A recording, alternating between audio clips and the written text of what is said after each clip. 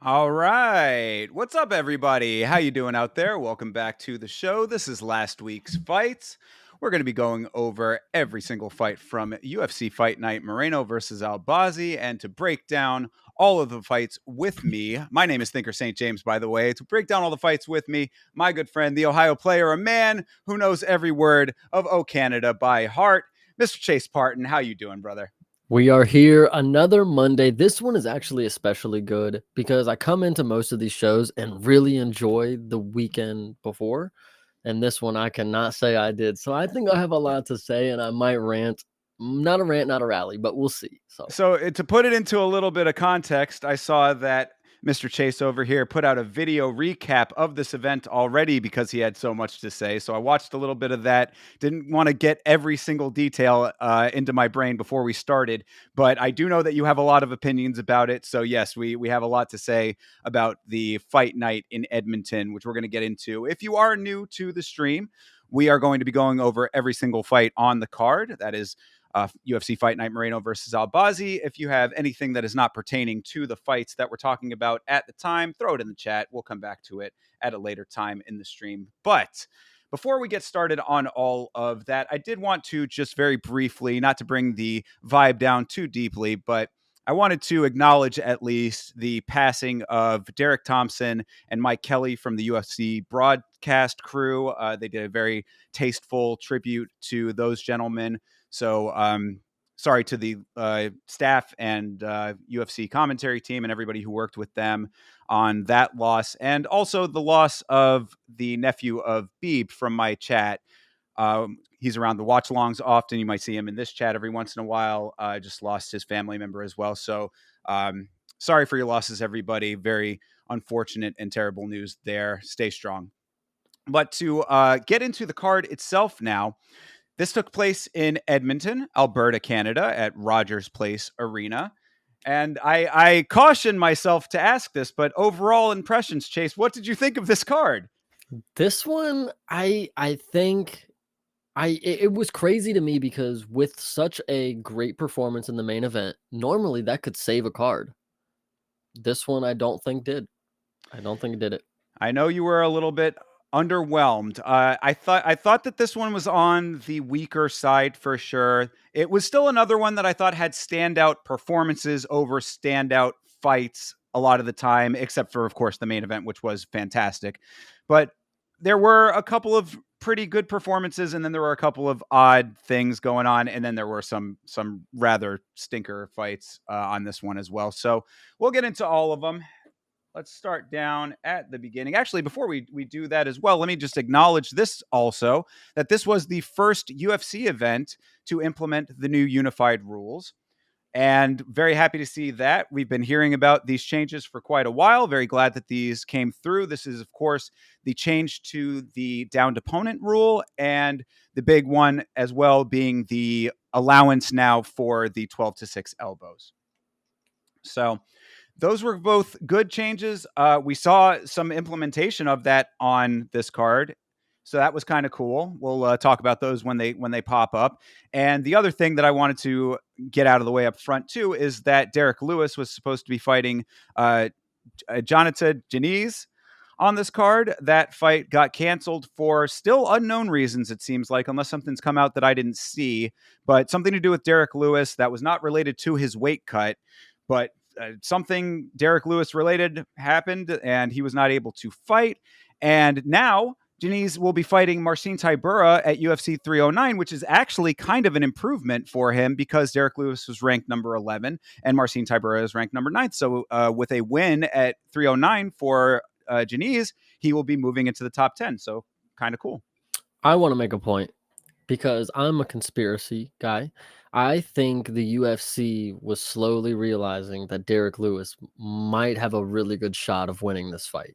Why they would put Jonathan Deniz in that position where they have an up and coming heavyweight, and then we have these two heavyweights that we'll talk about later that are ranked.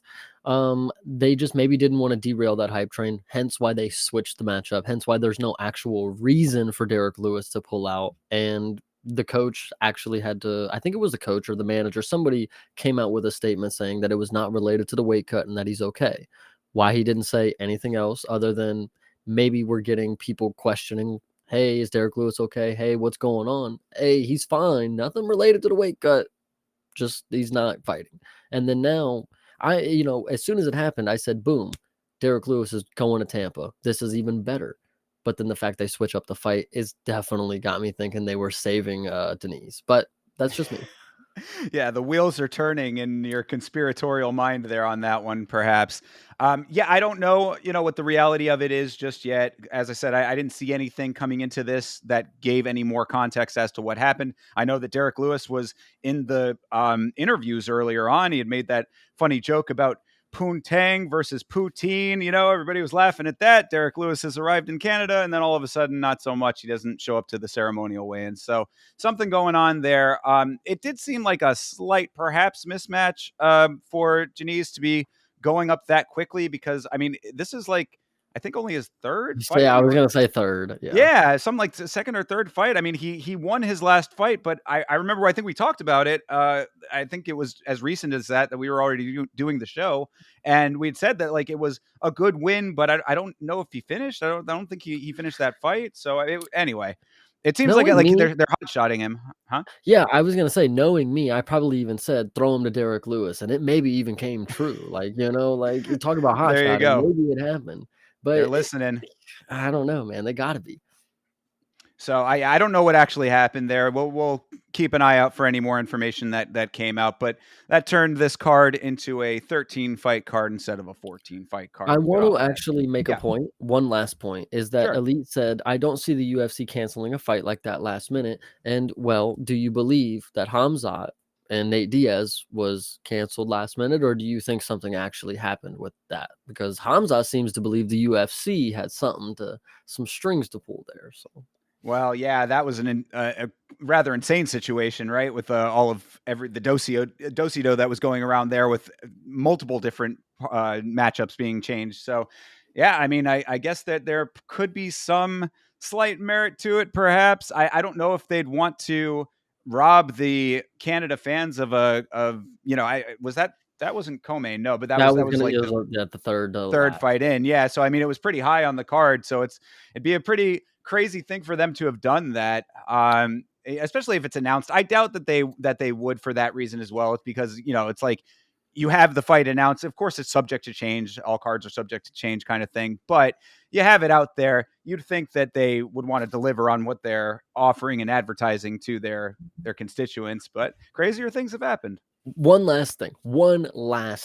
And you guys are, because there's three people against me now saying this is just no, it's unlikely. Like I would say it's improbable. They're clearly saving a headline. Like if they fight Derek Lewis, they don't get to sell him at a headline for early next year or whenever you want to see. If he's fighting third down, nobody's paying to see that because they don't even know he's there. The headline's fucking But are they still trying to headline Derek Lewis? they could. That's what I'm saying. They realized Eh. it when they realized how many people were on Derek Lewis' side. Like, holy shit, they actually think he's going to do it.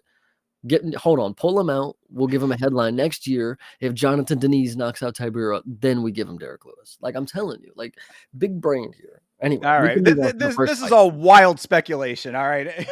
We'll find out what happened with Derek Lewis. We'll keep you posted once we get more information. But let's jump into the actuality, the boots on the ground of this card. Started off with Jamie Lynn Horth versus Ivana Petrovic. So I know that some people thought that this was a robbery, petty theft situation. Where do you come in on this, Chase? I think that this was something that you talked about in your recap video. Well, I think I was gonna say I talked about me having a lot to say. I wanted to probably say the least about this fight because I thought it was a pretty easy fight for the judges to like judge. Like I was watching it and there was nothing in the fight. I think I remember saying the judging is gonna they're gonna remember all these oohs and ah moments from the crowd, but there's not really shit going on. Like that's what's gonna win the fight, and that's normally what I think is gonna get the hometown advantage because the crowd's going crazy when their person does something but they don't give a fuck when the other person's whooping their ass. And I think this was an easy decision for Ivana. I'm not gonna lie. Yeah, I didn't see this as a I no, I mean, I don't know. Like of course I rewatch all of these fights. So in the moment on the watch along, I did give it to Petrovic. Going back, this is another good example of the same criticisms that we talked about in the Aldo versus Batista fight. There was a good amount of stalling going on, I thought, at times. Um, petty theft, perhaps. It depends on how you interpret those actions. I mean, split decision win for Horth didn't really bother me all that much. It was one that even on the watch along when I thought that she didn't deserve it, I was like, I mean, okay, like it didn't. It wasn't one where I was like pulling my hair out or anything over it.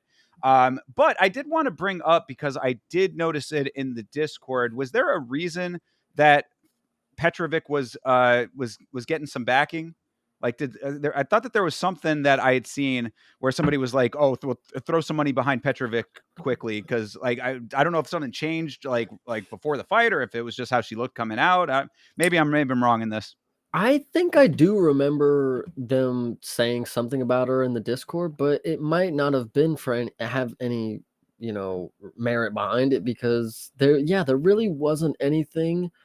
Jamie Lynn, let's see, let's look at her last loss. I don't think it was anything crazy. I mean, Veronica Hardy, and we all kind of agreed that Veronica Hardy isn't like that great. And if it was a split Sure. decision, so Hmm. maybe that played into it. But yeah, I don't think I do agree with what you're saying, but I can't remember for the life of me why we didn't pick the hometown girl because we immediately went into it, and I'm pretty sure the Discord put money on Petrovic, like you said, and then we immediately said, "Well, hometown robbery, here we go," and like it was joking, like we were okay with losing the money, like it was weird. I don't know. All right, fair enough then. Okay. Either way, close fight. It was not a one sided affair by any stretch. I thought both of them were putting in some decent work.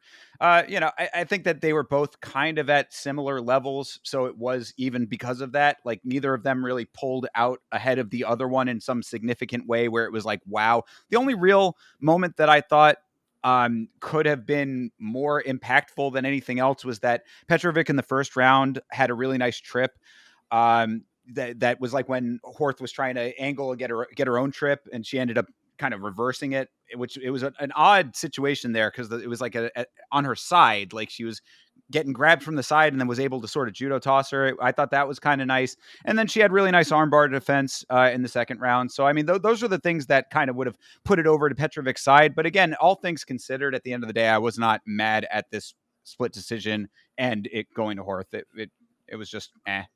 Yeah, that's what I was gonna say. Like going into it, I think I was invested. I think I said that in the predictions video. I was invested in this fight for some reason. The Discord probably talked it up for some stupid reason, and it was just like I was just ready to get on to the next one. Cody Gibson was up, So For sure, yeah, and we'll definitely talk about that in a second. The only other thing I wanted to mention from this fight was that there was that one odd moment in the second round when Petrovic almost had a titty pop out. oh, Uh, the ref did not stop the action for it. they Question didn't mark give a as to ref was not caring. He said, "Keep going. I don't care if you're getting a nip slip situation going on there." It didn't look like it actually was in bad jeopardy of coming out, at least from the angle that we had. So, I mean, maybe the referee wasn't wrong. I don't. It was just an odd situation there for a second where she was like, "Hey, hold on," and she's kind of holding her chest there, and then the ref was like, "Nope, keep going." You want my opinion? I mean, it was clear to me what was happening. So it was up against the cage, kind of, and Mhm. Ivana was questioning, "Hey, hey, hey, like something's going on." And the ref and Jamie Lynn realized she had a boy chest, so she just did not get the benefit of the doubt. So, Yikes. All right. mm, I guess I mean, I guess that would be the joke, yeah, is that there's not much to pop out, right? Okay, so fine. Well, anyway, all right. Well, so that's pretty much it for that fight, though. I mean, an okay way to start the card. At least it was competitive. I mean, it was not because we'll talk about some fights coming up here where it's like, oh my god, why was this even, anywhere near closer to the top of the card as it was? I mean, so this one at least was two-way action. I think that B makes a good point that Jamie was throwing less but landing more. So I mean, to an extent, I think that Petrovic was doing pretty decently with the ground exchanges and stuff like that, defensively at least. So even enough to make this competitive, and the split decision didn't bother me. So I guess we can put a pin in that one. I actually want to make one last note. I agree with Beeb looking at the stats. Threw less, landed more. Not landed more, but landed more compared to how much she threw. And I think that is consistent with judging that we will see later that I disagreed with on the spot. So we'll get into that. But just remember that I agree the judging was consistent, at least for these two fights. And that's going to be one of those things that it's like it comes down to the philosophical aspect of the sport as to where you decide where you put your emphasis, because it's like it feels like we just got these new unified rule changes. I think that everybody needs to fucking go read the rules every once in a while and see what they're judging, how they're supposed to be judging, and take those things into consideration, because sometimes it's like you'll have these judges who will just count control time against the cage the same as they would count impact striking. And it's like, what's going on here? So, yeah, consistent judging perhaps, but is it correct judging? That remains to be seen. Yeah, that's a good point. All right. So moving on to one that is a little bit more palatable to an extent, at least. This is Cody Gibson versus Chad and Helliger. Of course, Cody Gibson, friend of the channel, friend of mine, and very happy to see him get the win here. But the big glaring issue with this fight that we talked about a little bit in the Discord was the unfortunate lack of a finish for Cody in this fight. So what'd you think, Chase? I want to first make a note that I could totally see anybody who's neutral fan of Cody Gibson. They could think this was a very boring performance. Maybe not boring, but a non-exhilarating performance. I do believe Cody went for the submission one too many times, three too many times at that. I think after the second round, he should have tried to go for something different. He did go for the rear naked at one point, but I think he should have hammered that home and kept the body triangle game strong, but on the back instead of, mounting up, because he wasn't throwing the elbows like I was hoping he would. Talked about in the predictions video, he threw a couple. First to land that 12-6 legally. He wants to put a staple on it. He should have Yes. thrown that so many. He had 2 whole rounds where he was in a great position to do it. And we'll talk about later on the card, there was somebody who got away with a lot of illegal strikes. And I'm not saying Cody bend or break the rules, but like you had a shot to inflict the impact, but you just were choosing to try to look for that submission just one too many times. I think if you would have just taken away one of those attempts and just kind of mounted up and just rained elbows, hammer fists, whatever you want to say, like, I think that would have been the finishing job. I don't know why you weren't looking for the TKO finish kind of deal, but Yeah, and that is a note that I had made on the watch along, was that I it was talking it through as the fight was happening, saying that like the note that I have for Cody often is that since he is such a very proficient wrestler, that sometimes he doesn't think to or remember or whatever, whatever the reasoning is, he doesn't go to his striking when he's in those wrestle heavy situations, because he's so focused on the wrestling. And it's like, a lot of times, Cody, you can just let your natural wrestling instincts kind of do that work, and then have the strikes as the back pocket thing that can be doing a lot of damage in addition to what you're doing there. Because there were a lot of times, it's like you were saying, he went back to the well, uh, maybe one too many times. Obviously, it worked for him. He was dominant this entire fight. So, I mean, that's something to note throughout all of this conversation, is this was a 100%. completely one-sided fight for Cody. I mean, like, all 3 rounds, 30-26, easily. There was one judge that went that way. I would have thought that maybe two would have. But, so great performance in that regard. But it's like the determination to get the submission doesn't always need to supersede the other work that you can be doing, especially by round 3, when you're seeing that submission after submission attempt is not getting you to where you want it to go. And the other note that I had with that is that it was crazy to me that he had gotten into perfect head and arm position at least twice. You're saying it was multiple times. I mean, he wasn't on the side of the body multiple times, at least that I remember seeing. But either way, like, it was at least 2 where he was, had the head and the arm and the body out to the side as opposed to straight down, even though we've seen a lot of straight down head and arm chokes that have been effective lately. But he was on the side to exactly where you need to get that pressure locked up completely, and still didn't get it there. So, I mean, like, that should be a signifier that, like, if these things are not working as intended, even if you're being dominant in the fight, if you still want to finish, mix in the striking a little bit more. I think you made a great point right up front. This was a great dominant win for Cody. I'm not Sure. trying to downplay anything that happened there. If it were up to me and I had the choice for Cody to finish every fight, I would.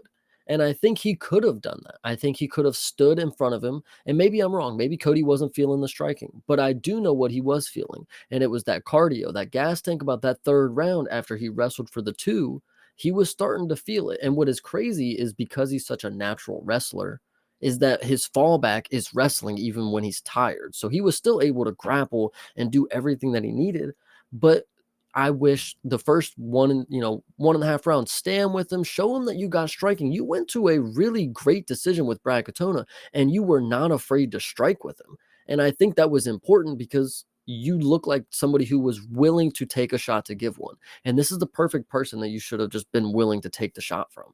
And then the fallback on the wrestling in the third round was amazing because it's crazy that you still had the gas tank to do that and win the fight, even still throw up some sub attempts when you knew your arms weren't there. I think you should have just led with the striking a little longer, but win is a win.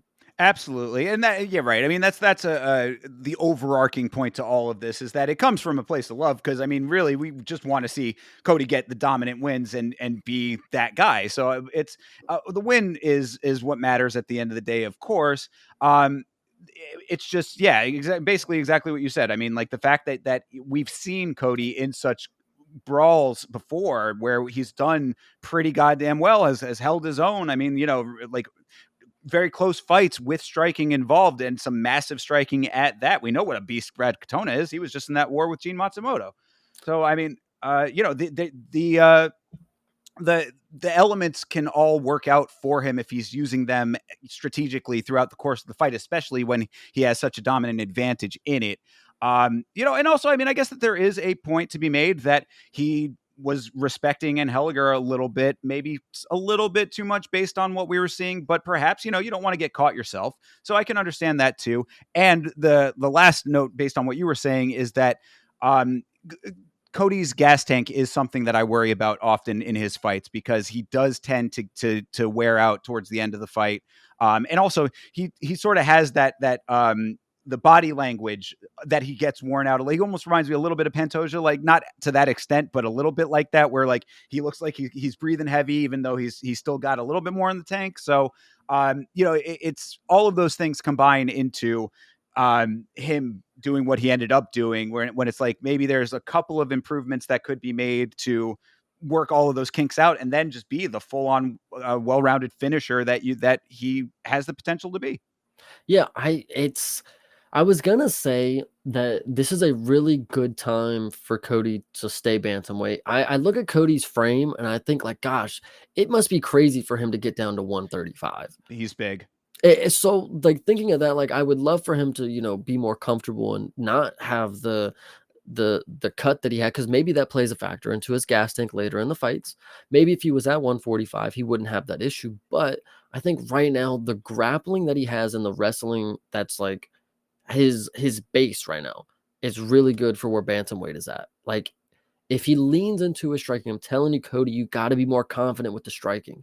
You can, it's not that you just have super technical boxing, and that's probably why you feel that you don't have a chance to stand with these people, but you can take shots and you can give them back and you can give wars. You'll go to the bell, and some people don't have that ability once they get into a firefight. We've seen you bloody, we've seen you beaten. Not everybody goes through that. Like you can put them in a position where they are compromised, and you gotta capitalize on that more. The farmer strength, man. The country guy, you can pull it out. Like that's really what it is. For sure. Absolutely. And one other thing I did think was good that I heard on the commentary was, Cody is a teacher when he's not beating people up in the cage. And I don't think that he is teaching or what, has been teaching for the semester that leading into this camp. I think that he was fully dedicated to fighting, at least for this fight. So I think that helped a little bit as well, as far as, smoothing out the edges a little bit based on some of the stuff that we've seen in the past, some of the previous performances. So if that helps you going forward and you're still 100% committed to the game, then, perhaps there's a choice to be made there more often as to where you're going to be putting your efforts. And if it's paying off like it has now, we got to see what the competition looks like going forward for him. But if that's a change that is bringing you success, then perhaps something to stick with. I think when you made the point of, whatever's next for him, I think unfortunately he's gonna have this I'm thinking of a word, but Cody Gibson is probably gonna get a higher ranked opponent than he would if this was his first run in the UFC. They're Sure. gonna have more expectations. Like, okay, you know what to expect. You've already had your 2, 3 unranked matchups. Now we're gonna give you 15, and if it doesn't work out for you, boo hoo, kind of deal. So I'm really hopeful for Cody. Depending on the next opponent, I think it'll be. I think he has like I said, he's very well rounded as long as he's confident in his abilities. Anybody that he's matched up against, I think there's a way for him to win. So that's very key.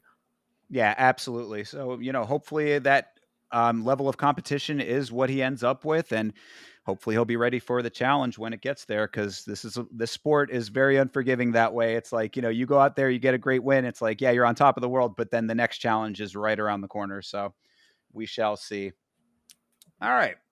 Let's move on to Sergey Side versus Garrett Armfield. I think that if there was any question about the first fight being slightly petty theft territory, slight robbery territory, this one was a little bit more clear cut in that regard. What did you think, Chase? I think go as we get into it right now. I think that was going to be the first point I made. Is like if he got robbed in the last one, maybe this was them making up for it.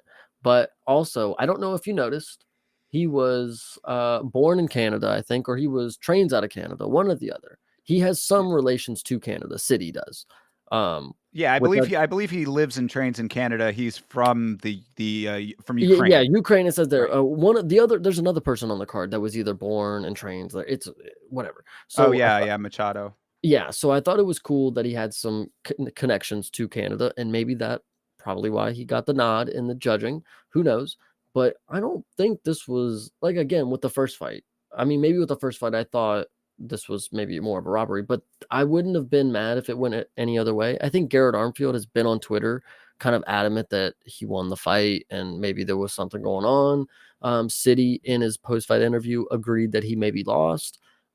You don't have to do all that. You won the fight. I mean, people win and lose all the time. You don't have to make a big song and dance. You both don't have to be both sides of the argument. Like it's not going to get overturned. Like so, just move on. No, yeah, you're definitely right about that point. Yeah, Side doesn't need to say or do anything. I mean, he won the fight. That's the end of the story there. You can leave it right there. I mean, I think it's kind of good of him to acknowledge it if that's truly what he believes, which it looked like it was, especially when the decision was being read. His body language said, "What the fuck?"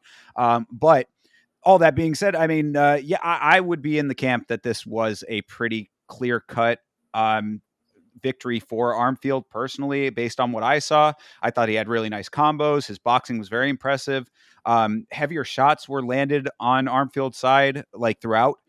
Uh, the one thing that Cide did have was that anaconda in the first that he wasn't able to secure all the way. Apparently, or he just let it go. I was very surprised that he wasn't able to finish that because of how tight that looked. But then going back to Cody Gibson, who had the head and arm very tight and in the exact proper position more times than one, and wasn't able to. I guess maybe these guys are just getting better at defending at this point. Perhaps that's playing the part there. But aside from that, good takedown defense for Armfield and some nice offensive groundwork from Armfield as well. I think that it's time to start putting a little more respect on Garrett Armfield's name over here, based on this performance. Like again, he didn't get the win, so I guess it's kind of a moot point. But like based on all of this and the fight with Brad Katona as well, I mean, that I thought that what like because that was hold on That one was second. him, I think. No, Yeah, that was, yeah, yeah, yeah. Brady Hyde said too. Yeah. yeah, so I mean, he lost the Heisted fight, but I mean, winning over Brad, who just had a really like crazy fight that we referenced earlier. I mean, Garrett Armfield is no slouch. So I mean, like I think that he kind of gets, or at least in my mind, maybe I am talking to myself here. I mean, maybe I've been wrong. Is that I kind of always sort of put him in that category of just like just any run of the mill guy, but I think that he's a little bit better than that. I think maybe this is so when I think of judging and I look at this fight, it's like, what are they thinking? What is this person going to look like after a W? I think Sierra City after a W right here, he's got a higher ceiling than what Garrett does, in my opinion.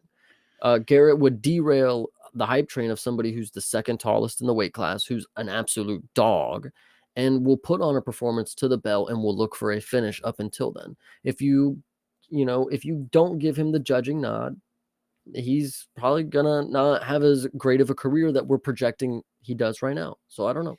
I mean, fair. Like that. Yeah, I mean, that is a case that can be made in like the big picture, but it's like again, boots on the ground. Did he win the fight or did he not? You know what I mean. So it's like, When you get these close ones, man, you gotta have some reasoning. I mean, there's like if you're watching the fight and it's like, I mean, nobody really won necessarily. It's like what other factors come into play? Something has to. They don't just write a number because they don't. They just whatever. Like I don't know. Like I there's got to be guess. I something. mean, again, going back on the rewatch, I thought that this was a pretty clear cut victory for Armfield. So, You uh, rewatched this one and still thought that Armfield yeah, oh won? yeah, no, and more so Okay.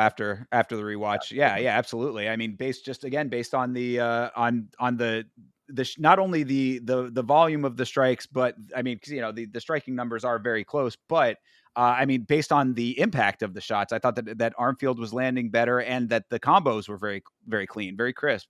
So yeah, I mean, look, it is what it is at the end of the day. And I will agree with you that I think that today's ceiling is pretty high, but I think that he needs to tighten up like in the fundamentals. That's the impression that I got. He's one of those guys that has a lot of potential, but also needs to work on the base a little bit more in order to fully express what he has the potential to become. Yeah. And shout out Beeb for the agreement, but I just the judges have to be watching this sport out. Like they obviously know what the rankings are, who's higher than who, or like what's gonna be next for somebody if they take away a win here. And that's all I'm But saying. come on, we can't. But like, we can't abide by that, though, right? I mean, like this has to be like that can't be the narrative. Is that oh well, it makes more sense for this guy to win. So if it's close, he's going to get the win. It's like no, it needs to be what actually happened in the fucking fight. This is what I'm talking about with these judges reading the unified rules. Read the rules. I listen. I agree with you. I don't make them. Like you said, read the rules. I don't make the rules. I'm just playing it how I see it.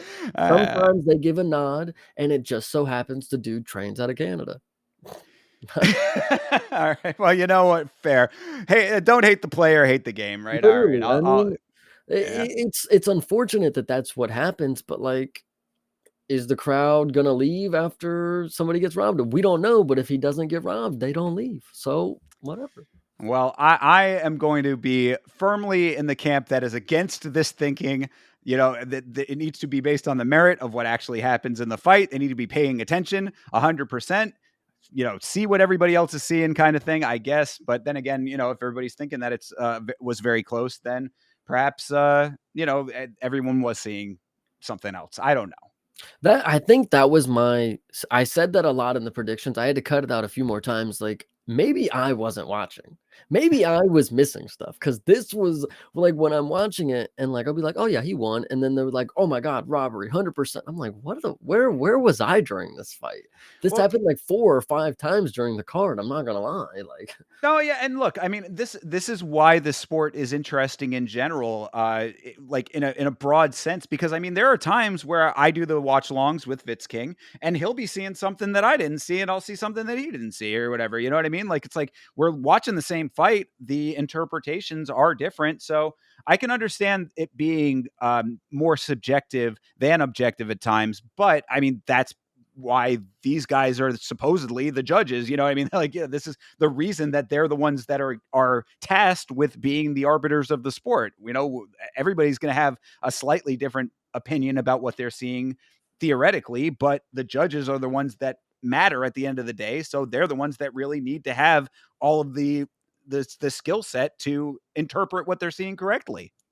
what would happen if we had fan voting, like right in between rounds? Just go on Twitter, vote who you think won, and they just do a poll right there, no judging. What would happen in Or your have opinion? that as like the third judge, only two actual There, judges and a fan vote for the third. there you go. I mean, would that be beneficial or is that just, yapping?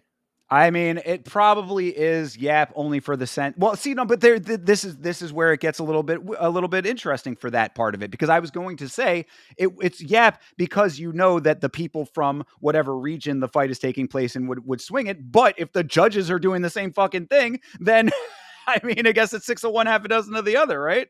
Yeah, exactly. I mean, that third judge, he might as well be me if that's the case, you know. So I think it is interesting where will the sport go eventually? Is Dana gonna rely on AI to do everything for him? We don't know, guys.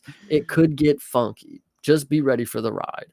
Sure. Yeah, absolutely. And of course, the commissions being their own separate thing, who knows what they're going to end up doing going forward. There might be some variance there as well, but we will see. Either way, though, I thought it was a good fight overall. Though all of this talk aside, I mean, Sade versus Armfield, I thought was a pretty spirited competition between these two guys, and again, this is a whether or not it was fully deserved, Sade gets the win, and we'll see what he ends up getting matched up with next. I just think that if he gets a slightly higher level of competition, because that's why I had also said that I think Armfield is a dude that needs to be respected a little bit more.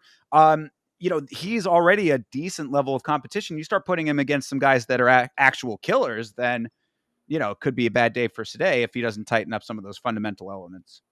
Yeah, I can kind of agree. I definitely saw holes in his game. He was slowing down, but I mean, at the end of the day, he's on his way up with a W, and I think bigger things are, better things are to come. Sure, right on. And yeah, I see Beeb throwing some other options in there as far as judging goes. I mean, there's a lot of different versions of it that have been floated over the years. I'm actually working on a script for a video about rule changes and judging changes and stuff like that. So maybe I'll touch on some of that in there. I was gonna say, does one and then Bellator and then PFL, do they all have different judging systems kind of deal? As far as I know, it's all three judges. It's all pretty well similar. It's just Okay. that in one at least they judge full fight as opposed to round by round.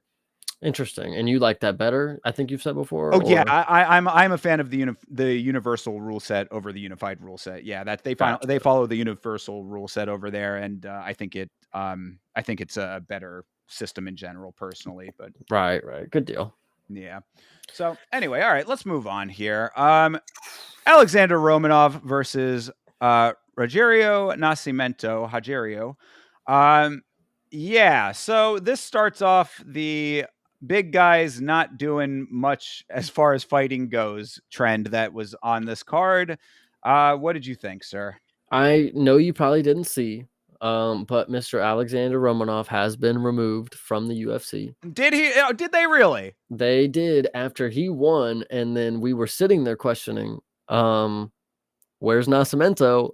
Are you not gonna cut him also? Like that was ridiculous that you didn't cut it, because we're Wow. watching two heavyweights and we have ranked we have quote unquote ranked. You can put italics, you can put an underline, bold caps, ranked 15 and 13. And one, you couldn't tell a difference. And two, they didn't do a goddamn thing. And the fact that the one that won 30-27 is the one that got cut, it's not like, I'm not saying why, because I knew for fact Romanov needs to be fucking cut. Hey, listen, and it's not even just because he looked bad, but clearly he's just not in it to win it anymore. Like, I've seen pictures of this dude when he joined the UFC. He was kind of jacked. Hmm. Like, now he looks like a slob. Maybe it was Photoshop, bro. Maybe I was, bro. Like, I'm like sitting here thinking, like, yo, did he go through like a mental lapse or something? Like, is something going on? Is the UFC is getting cut from the UFC just the beginning here? Like, bro, because they both were disgustingly fat. Like, Yeah, they were both. Yeah, I mean, I think that both of them were like not necessarily struggling to make the weight, but close to the upper limit of heavyweight, which is like wild when you get to that point.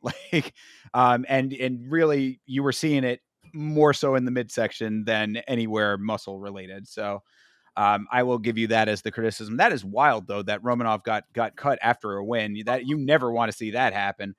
That's almost a rarity to get cut after a UD 30-27 win, across the board. That's pretty crazy. But yeah, this fight overall, I think, was just it the way that I would describe it is it was the perfect pairing of one guy who was going to do one thing just to get a victory and another guy who was not going to do anything because Nascimento looked off in this fight, just flat out. I mean, I don't know if You there was forgot the something. rest of that word, brother. Awful. Like, that was like, dude, he was so But bad.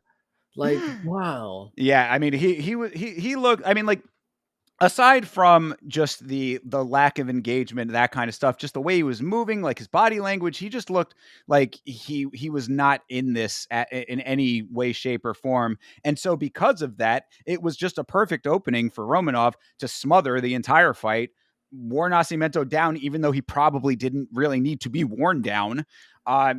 Finally a little bit of striking in the later half of the second round into the third, but by then it was just both these guys were, no one cared. They didn't care. The crowd didn't care. The viewers at home didn't care. I'm surprised that the judges even fucking were paying attention at all. Maybe they just 30-27 off of, like instinct at that point. Cause like there was nothing to pay attention to in this fight. This was a bathroom break fight if there ever was one.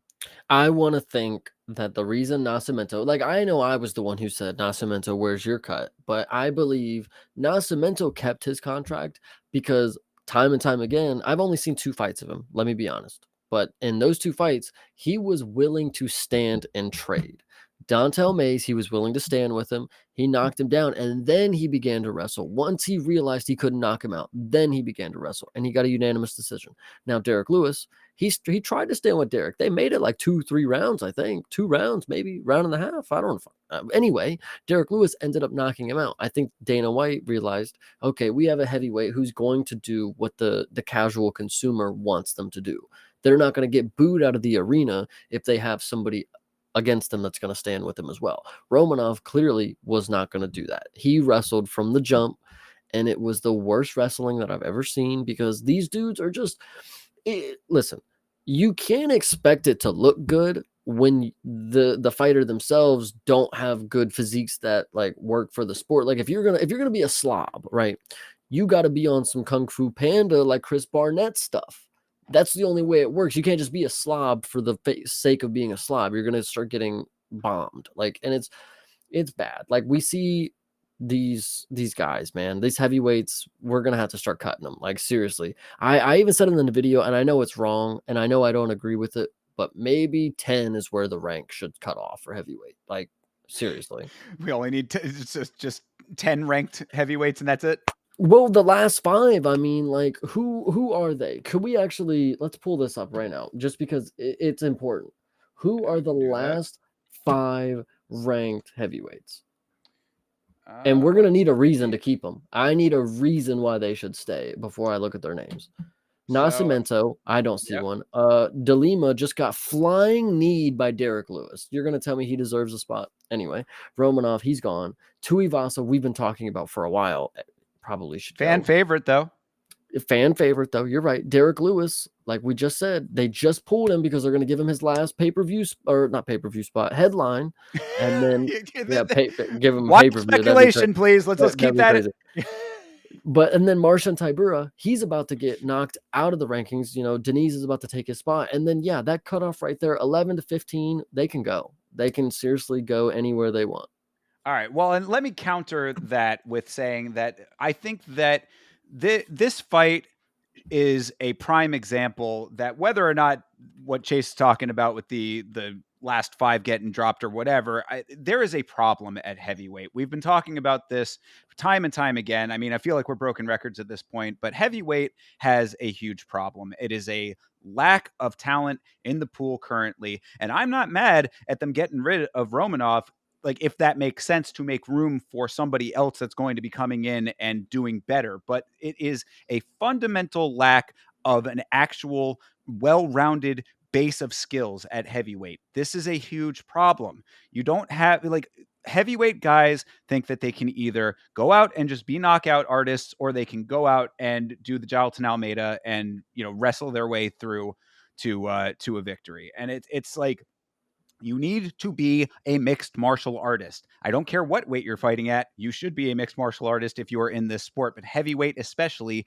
is lacking in fighters who are that. So I don't know if the fix is just to bring more people in and give them shots. We saw that with Robelis to Spain. Obviously, that didn't work out. But I mean, cycle these guys through. Have a fucking entire like the Ultimate Fighter this year should be a heavyweight competition. The next Contender Series have 5 nights of just heavyweights if that's what it takes. I don't care. Get people in that are actually skilled in this sport, not just in one area of it. That is the biggest issue that we have right now in this division. I want to agree with you on the tough thing and the contender series thing. Hell, I'd do a whole season of contender series heavyweights. I'd be cool with it. Tough heavyweights would be great, but I disagree with wanting them to be all mixed martial artists because what we're seeing now is that it's just, I guess it's just impossible. You got Tom Aspinall and then John Jones. Those you can classify as a well-rounded heavyweight if you want to include John Jones at the time as a heavyweight. Anybody else, you just need them to be a mixed martial artist. Any heavyweight right now, the bare minimum they have is just like super shitty boxing and they're willing to stand with somebody. Like, and that's like bare minimum you could ask for. The fact that we're asking for them to be able to grapple and do all that other stuff, I think is reaching because it just doesn't seem fucking possible. Like we But can't. Jailton Almeida does it. These are professionals, and Jailton Almeida is the best example, other than Tom Aspinall, John Jones, as like a mixed martial artist. Cyril Gahn goes to the mat, he's toast. Like Tibero goes to the mat, he gets subbed by Spivak. Like, oh my goodness. So I don't know. I think we're asking for a lot, but I also do agree with you. There has to be some reform with heavyweight fighters. Why are they so bad? I get there's not that many of them, but we need to go get more of them somewhere. Start breeding them. I don't know. Like, do Exactly. Yeah. I don't care if you have to breed them in a lab or something. I mean, like, good Lord, we do need more. But so what do you think about Beeb's suggestion here that it needs to be 225 as the class, and that might make some kind of difference there? Do you think that that would play uh, any kind of part if they capped it a little bit lower? if they went down to 225, I think they should bring it down a little bit and then do a super heavyweight. And I'm not saying a super heavyweight where we have fat people, but we have like the super tall people that are like 280 and 7 foot kind of deal, like the ex NBA players type stuff that don't make a cut. Like they get cut after about 2 years, but they're like 7 foot and then they just start getting fat. Then we fucking sign them. Super heavyweights, they can be about 300 pounds, 260 to 300. Boom. They can do Uh, something better. Who knows? I think you end up in a be careful what you wish for situation with that. You end up with these guys who are going to put on the most boring fights of all time with that as the situation. But I mean, I think that there might be some merit to the idea that capping it a little bit lower, 225, maybe would breed a little bit more, at least agility, maybe a little bit more of a tank. I mean, I guess that there's some merit there, but honestly, I don't think that the weight is the issue. I think that it is a skill issue. And I know that it's harder to move around these big frames. I understand all of the elements that go into it at heavyweight, but if you're going to walk at that weight, if you're going to weigh in at that weight, you need to have the skills behind it to be able to compete in this sport. I don't think it's asking too much to have the athletes who are supposed to be representing this weight class, this division, actually go out there and represent. I mean, Yeah. this doesn't seem like a wild proposition to me. This is just a bailout. I think this is just a bailout division for people to just not work out.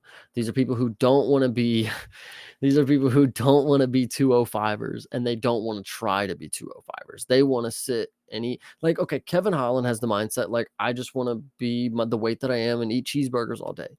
That's fine because he's relatively in decent shape. He's not a fucking slob. You're a professional athlete. You can't look like this. I don't care what weight you are. This is how the slap boxers look. This or the slap champions, whatever, power slap, whatever that shit's called. This is exactly how they look. And I bet they could do the exact same thing that you did and look maybe similar. And like that's the problem. You should be a professional mixed martial artist. You should look like one when you step in the cage. I shouldn't question that the dude sitting next to me in the arena could maybe hop out his chair and go do the same thing. Like it, Yeah, yeah. I mean, I think that that's really the end of the story. There is, I mean, I don't know what the actual fix is aside from bringing in more people and hoping, but we're just in a very unfortunate situation with heavyweight right now, where you've got essentially two people who are dominant at the top, and the rest is just it is what it is. I mean, we're going to have to wait a little while, I guess, hope that something changes as far as new people coming in to backfill that. But for a while, just get ready for the Tom Aspinall era after 309. Yeah, literally. I don't know. I'm not in denial of that. I know this is not the time for it, but I will say it is coming. That's all I'll say.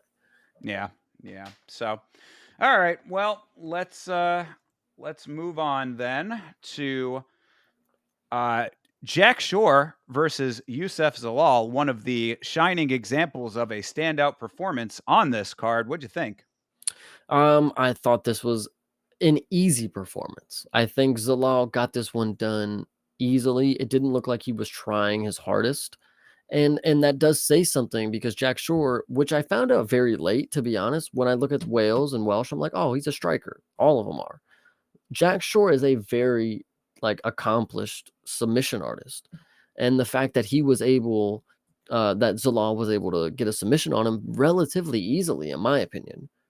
I think that shows that Zalal is like not just coming into his own, but he's there. Like he's when it comes to grappling, he's on fire. You don't want to go to the ground with him. He's like I was gonna throw out some other names, but he's in a zone right now. That's all I'll say. Well, I mean, you're talking about the finishing sequence. You can't leave out the part where there was the huge, effortless knee that he threw that Yeah. set it all up. So, I mean, I think that this was a really nice display of fight IQ, knowing that Shore was going to be wrestle heavy, where he timed that perfectly because it was exactly what you wanted from a knee like that, where it was Shore going in for a takedown, and he placed it exactly where it needed to be. It looked a lot more effortless on the shot that we saw initially, but you saw that from the alternate angle, he was putting a lot of power on it. So by the time he went to the ground, it was pretty well easily locked up because he was just able to. I mean, like Shore wasn't able to do anything on the other side of it, but yeah, I mean, Zalal is a problem, bro. I mean, like he is a dude who has come back into the organization and looked phenomenal since doing so. I mean, I saw it from the very first fight that he came back in on it. I believe that was the Billy Quarantillo fight. Um, Made mincemeat out of Quarantillo, and from there has had win after win. I mean, he's got to be getting some higher ranked opponent at this point. I mean, like this is 3 finishes in a row since his return, and he's showing no signs of stopping, looking amazing doing it. Yeah, I was gonna say now that you say, 3 finishes in a row, which to note, he is tied for Shavkat with the most or the 3 submission finishes in a row. Um, and Yusuf Zalal is gonna have the same expectations as Cody Gibson that are gonna be higher than somebody who has just got into the UFC. So I think you're right. Higher ranked opponent is gonna come here soon, ranked specifically probably because they have been finishes, very convincing wins. And Zalal was just really on it, man. He's looking really, really good. Yeah, yeah. I mean, that's really all you need to say. This was a first round finish for him. First round or second round? Second round. Second round. My bad. Yeah. So I mean, earlier in the fight, and I mean, this is just yet another example of him just running through. So I mean, he's got to be a guy that's going to be getting some competition that reflects that pretty soon. So. All right. So I just want to quickly acknowledge Andy, Toby. See you guys in the chat. Thank you guys for stopping in. Appreciate all of the banter going on in there. You guys are hilarious. All right. Moving on though, this is Charles Jourdain versus Victor Henry. This was the bantamweight debut for Charles Jourdain. What'd you think about him at bantamweight? I thought he looked just as good as he did at featherweight. And I've been sticking by it. He's such a well-rounded fighter that it's really hard to tell what he's gonna do. I know this is like, the last win that he had, it might have been a sub. I think maybe. No, I'm trying to think because he lost to Sean Woodson before that too. So sorry, that was a while ago. But I think his last win might have been a sub. So maybe this was expected for some people. But Charles Jourdain, in my opinion, is such a well-rounded fighter. You can never gauge what he's going to do. You just got to go with the money line because he could take you to decision. He can take you into deep waters. But he also is just able to finish it however he wants, whenever he wants sometimes. And this was one of it. A fighter that has never been finished in a new weight class for him makes it look easy. Like it was just, he was just really on it. Like I really appreciate that for him. Absolutely. I mean, if it wasn't for Jourdain's chin, I would be like riding the train like all the way to the top with him, man. I mean, uh, he looked really, really good in this fight based on all of that. I mean, it was a competitive fight though, to be fair. Through the first round, thought they were both moving really nicely and they were trading pretty nicely as well. Henry got a nice trip and was almost able to get into some good positions for a submission himself in the second round. But Jourdain is just such a veteran, such a pro. He flowed with everything. He was aware at all times of what Henry was trying to get accomplished and is so sneaky with that guillotine, man. Jesus Christ. It's like you don't see it coming, let alone his opponent. You know what I mean? It's like really he ends up getting it in such a quick fashion that it's like, oh, damn, done. You know what I mean? Like 1, 2, 3, he's already down on the ground with it. Finding these small openings and being able to capitalize on it, very impressive. Yeah, I want to say that they didn't give him a sub attempt because for like a regular guillotine that he was trying to go for, I think he might have had it and it didn't work for him. And then there was just another moment where Victor Henry shot for a takedown, and I think he like locked in the modified guillotine where it was just right around the neck, like ninja choke style. Yeah. And it was too late for Victor. And once he had that cinched in, Charles Jourdain, like I don't Canada, they don't have great submission artists sometimes. Charles Jourdain is one of those who just come out here and he can really get a lot of different looks on you. And I think it's really nice for Charles Jourdain to come back and get a W with a nice new back tattoo. Oh yeah, well, the back tattoo is something else, man. Pirates of the Caribbean all day long back there, huh?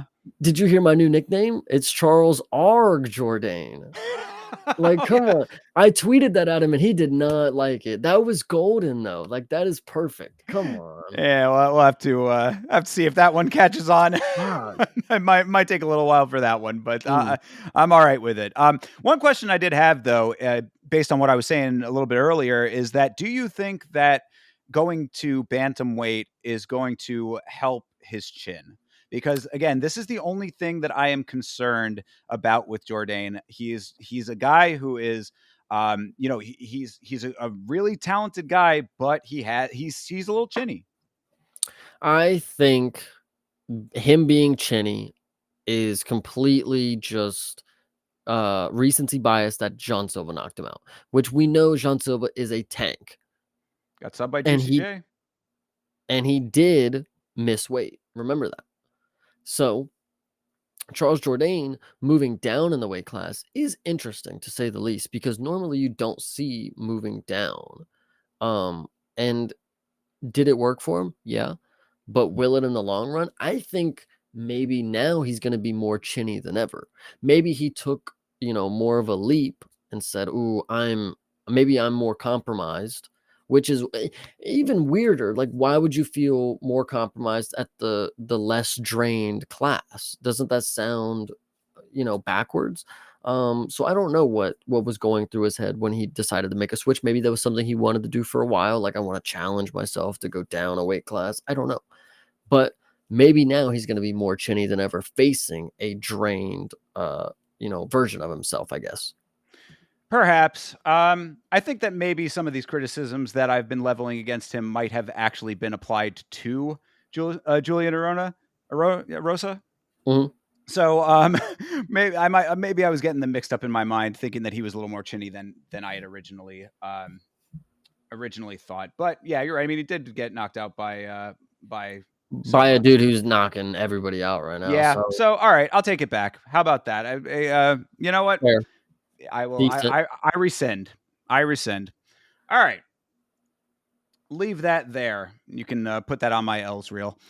Uh, moving on though. Eamon Zahabi versus Pedro Munoz. Thought that this was a pretty decent back and forth here. It was nice to see Zahabi coming out and throwing some hands after being away for a while, seemingly just being away for whatever reason. I don't know why he doesn't fight more. That's evidently what I'm going to come to later. Is that he just doesn't fight very often, so this does nothing for anybody. Because when will he fight? Probably next year or the year after. Who knows? So Pedro Munoz lost this fight, and I think it was not a great decision on the judging. But if we go back to the first fight of the night, threw less, landed more compared to what they threw. In this case, landed more generally. Then sure, judging was consistent. Ayman Zahabi did win this fight, whatever. But do I believe that this was an exciting affair for Ayman Zahabi to take a W onto the next chapter in his career? No, because it wasn't really impressive. He didn't really look like he was doing much, in my opinion. Throwing less, I agree. Landing more, sure, but like, was it anything that was gonna stop the fight? No. Was it just him, waiting on the back foot while Pedro Munoz was taking the fight to him? In my opinion, yes. And it was just unfortunate because Pedro Munoz is one of these dudes that I would love to see against ranked competition still. The fact that Ayman Zahabi is the option that we have to face ranked competition next, not really that fucking good of a look because this dude again is not going to fight. Maybe he's turning down fights, maybe he's got, issues going on outside of the sport. We don't know. But the fact is, he's been in the sport almost as long as Pedro Munoz, and he's has 14 fights in his career compared to 30 for Pedro Munoz. Like, I don't know. I would just love for Pedro Munoz to take that W and get more fights with competition because I think he's a more exciting fighter that deserves the competition for my sake. Well, let me counter the argument by saying that I think that this was the right performance for a fight with Pedro Munoz, though, because this was a pretty standard Pedro Munoz performance. He's always moving forward, very jab heavy. He is bringing the fight to him. That is a fair assessment. So if you know that Pedro Munoz is going to do that, well, what do? I mean, if you want a firefight with him, then that's your choice. But you know that also Pedro Munoz is not a guy to get knocked out. It never has been. So I mean, I think that this was a pretty solid performance for Zahabi, all things considered. The hooks were nice, the kicks were nice, all very fast. You're right. He's been around for a while, so I was just happy to see because I think that Pedro Munoz now has a little bit of a narrative after, a couple more spotty areas of the record that he's just kind of getting into journeyman territory to an extent. Dude who there might be some rumblings of being on the tail end of the career, perhaps. That's his decision, of course. But it was just nice to see Zahabi coming out and still looking pretty fresh, all things considered, and fighting the fight that he needed to fight in order to win it. Got the unanimous decision. And I was pretty happy with this performance for him. I mean, Pedro Munoz's face kind of told the tale at the end there. I mean, he was pretty well bloodied up. He also attacked that mouse pretty well, and that thing busted wide open, and that was that big splotch of blood that he had on the side of the face towards the end of the fight. So I liked it. I thought that Eamon Zahabi did pretty well in this fight. I was happy with it. I think you said something really telling. You said he did what he had to do to win the fight. Is like you can say that until he doesn't win the fight with a performance like that because this is a fight that he leaves to the judges. He's not going for a finish. He's not going to try to take him down and, control the fight. Like he's just going to sit back and potentially let the judges decide his fate. If that's what he wants to do and he's only going to fight in Canada, that's fine. Sure. But if you give him a fight and it's somewhere where the judging's not going to be on his side, he's probably not going to take a victory like that. I don't know. That's just me. I thought Pedro Munoz did a great job in that fight. Damage or not, he was doing what he had to do, in my opinion. Well, I mean, but if you know that Pedro Munoz is not a guy that's going to be knocked out, or I mean, I guess maybe you could make a case that the confidence in the knockout might not have been there for him. So that's a criticism that I think could be valid if that is the case. But if you go into it knowing this is a guy that's not going to go down, I'm going to have to get it through volume striking. I mean, is that not a viable way to win a fight? I don't know. I mean, like if you're going for the wow factor, I think that the striking was good enough to be impressive. I don't know. I guess we're just seeing this one a little differently. I also want to make a note that it was kind of a close knockdown. They didn't count it obviously because when you go back and watch the replay, clear as day, Zahabi is head butting Pedro Munoz every time he like dips his head. It was like he was like sweeping his like he was head butting him in the inner thigh. It was like ridiculous. Pedro Munoz wasn't calling it because what are you going to do? You can't tell the ref something's happening that he doesn't see. It was just happening, and I'm pretty sure one or two might have been a little low, but like it was starting to piss me off because like Pedro Munoz is getting put in the position where he's fighting two people at that point. Like the ref is not helping him, so he's fighting against the rule book and then the opponent that's putting all this pressure on him. Pressure, but like I don't know. It was this card had a lot of this was maybe the first one, maybe something earlier happened that I didn't really think of, but this one right here, I think was the start of where I was like, yo, are they gonna like say some stuff about some stuff that's happening? There wasn't much of the put the fingers away, but like there was some head clashes. Like I said, he was dipping his head and like headbutting Pedro, and it was kind of annoying. Yeah, I maybe I didn't pick up as much on that. That also could be the stances that they were having. That can often play a part in them unintentionally clashing that way. I don't know if Zahabi was necessarily leading with his head with the intention of headbutting. Either way, that is the referee's job to be on top of. So if that's the case, then yeah, there's a point there. But I mean, I think that with that aside, this was still a pretty well-rounded performance for Zahabi. I'm surprised that you're not giving him more of a praise here. I think it's because he looks like Ariel, and I mean, I don't know. I'm a We big get to the Pedro bottom of Munoz it. fan. Yeah, I'm a big Pedro Munoz fan, and it's like when I see somebody who I know for fact, it's like this is what I want to see when they fight. Like when I see a fighter come out to the cage, I would love for them to fight like Pedro Munoz. But the judging clearly doesn't love that. Like they would love somebody who just sits back and waits for the time to punch them. Like they don't want the person who's leading the dance. I guess I don't know. Yeah, all right, fair enough. The only other note that I had about this is that I don't know how I never put two and two together that Ayman Zahabi is the brother of Coach Faraz Zahabi. And that is a solid team to be a part of because Faraz is one of the best in the game. So just a little tidbit for you there.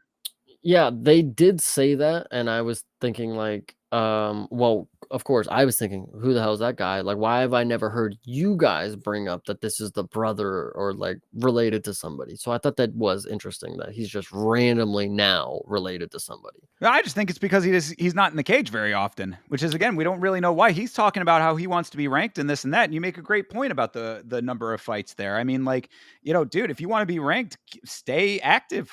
Brother, where the hell have you been? Yeah, yeah, it's So actually pretty crazy. yeah. And yeah, so nothing really more to say. I mean, it sucks for Pedro because he's probably on the verge of on his way out. Like that's his third loss. First time he ever took three losses in a row in his career. Fun to note. But he is going to be unranked, and who knows what's next for him at that point. Yeah. I would think that Pedro Munoz is probably, as I said, getting into journeyman territory. So there is possible gatekeeper potential there. So I don't know if it's going to necessarily be his swan song or anything like that. But I mean, the losses add up, man, and this sport is unforgiving. So if you want to, make anything more for yourself than what that assessment would give to you, then you've got to go out there and get those wins one way or another. Be a little bit more impactful yourself. I mean, that's the other side of the coin is that, like, I mean, based on my assessment of what I saw, like, if Pedro Munoz is seeing the way that Zahabi is fighting and he is bringing the fight to him, then you've got to go that one extra step further to lay the combos on quickly and inflict the damage as opposed to getting the counter back to you all the time. Like, I mean, 3, 4, and 5 at that point, as opposed to 1 and 2. Yeah, I agree. Oh, all right. Well, Let me run that to the was bathroom before we start the main card. okay. Fair enough. When he gets back, we can talk about this lack of a fight. I mean, Mike Malott versus Trevin Giles. The only thing that I enjoyed about this was Mike Malott walked out to some 41. That made me happy. The fight itself, not so much. um, just a really point fighty fight on both sides of the equation. Hardly any combos. Talking about combos in the Pedro Munoz fight, or the lack thereof from Pedro. I mean, it wasn't like he wasn't throwing combos, but like I'm saying that he needed to be throwing more volume in the combos. Um, I mean, in this fight, like with Mike Malott, it was just like you punch, then I punch, then you punch, then I punch. I mean, like it was just like a tap fest, one way, then the other way, and I mean, really, the only thing was is that Mike Malott just did a little bit more tapping, so to speak. I mean, there's, he, he left me in a bad position here to talk about this fight by myself because there's really not all that much to discuss. This is Mike Malott coming back after that terrible shitting of the bed against Neil Magny, of course. So this win is a good win in that regard. He's not on a 2-fight losing streak now, so congratulations. But man, this does not inspire confidence. Okay. I was listening to everything, and I do agree. He was listening to Sum 41. I believe it was Fat Lip, but I could be incorrect. And Mike Malott put on one of the most boring performances I've ever seen, followed by a post-fight speech that said, "I wanted to get the finish for you guys." After we clearly watched for 15 minutes a guy who had no intention to finish a single fight.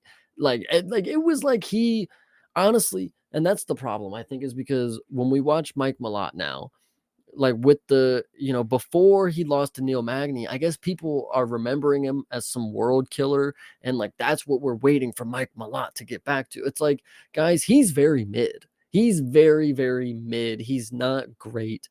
Even if he faced ranked opponents ever again, he's probably getting smoked because he's just not that good. And I hate to break it to him because like he's a cool dude. He seems nice, but like Mike, Neil Magny was your end all be all. Trevin Giles just took you to a decision and you couldn't get your rhythm at all. I wanted to make a point. I made it in the predictions video. I think Trevin Giles was doing a great job with the blocking for the high kicks. I think Mike Malott was kicking the elbow more than he would have liked, and I think that was hurting his foot.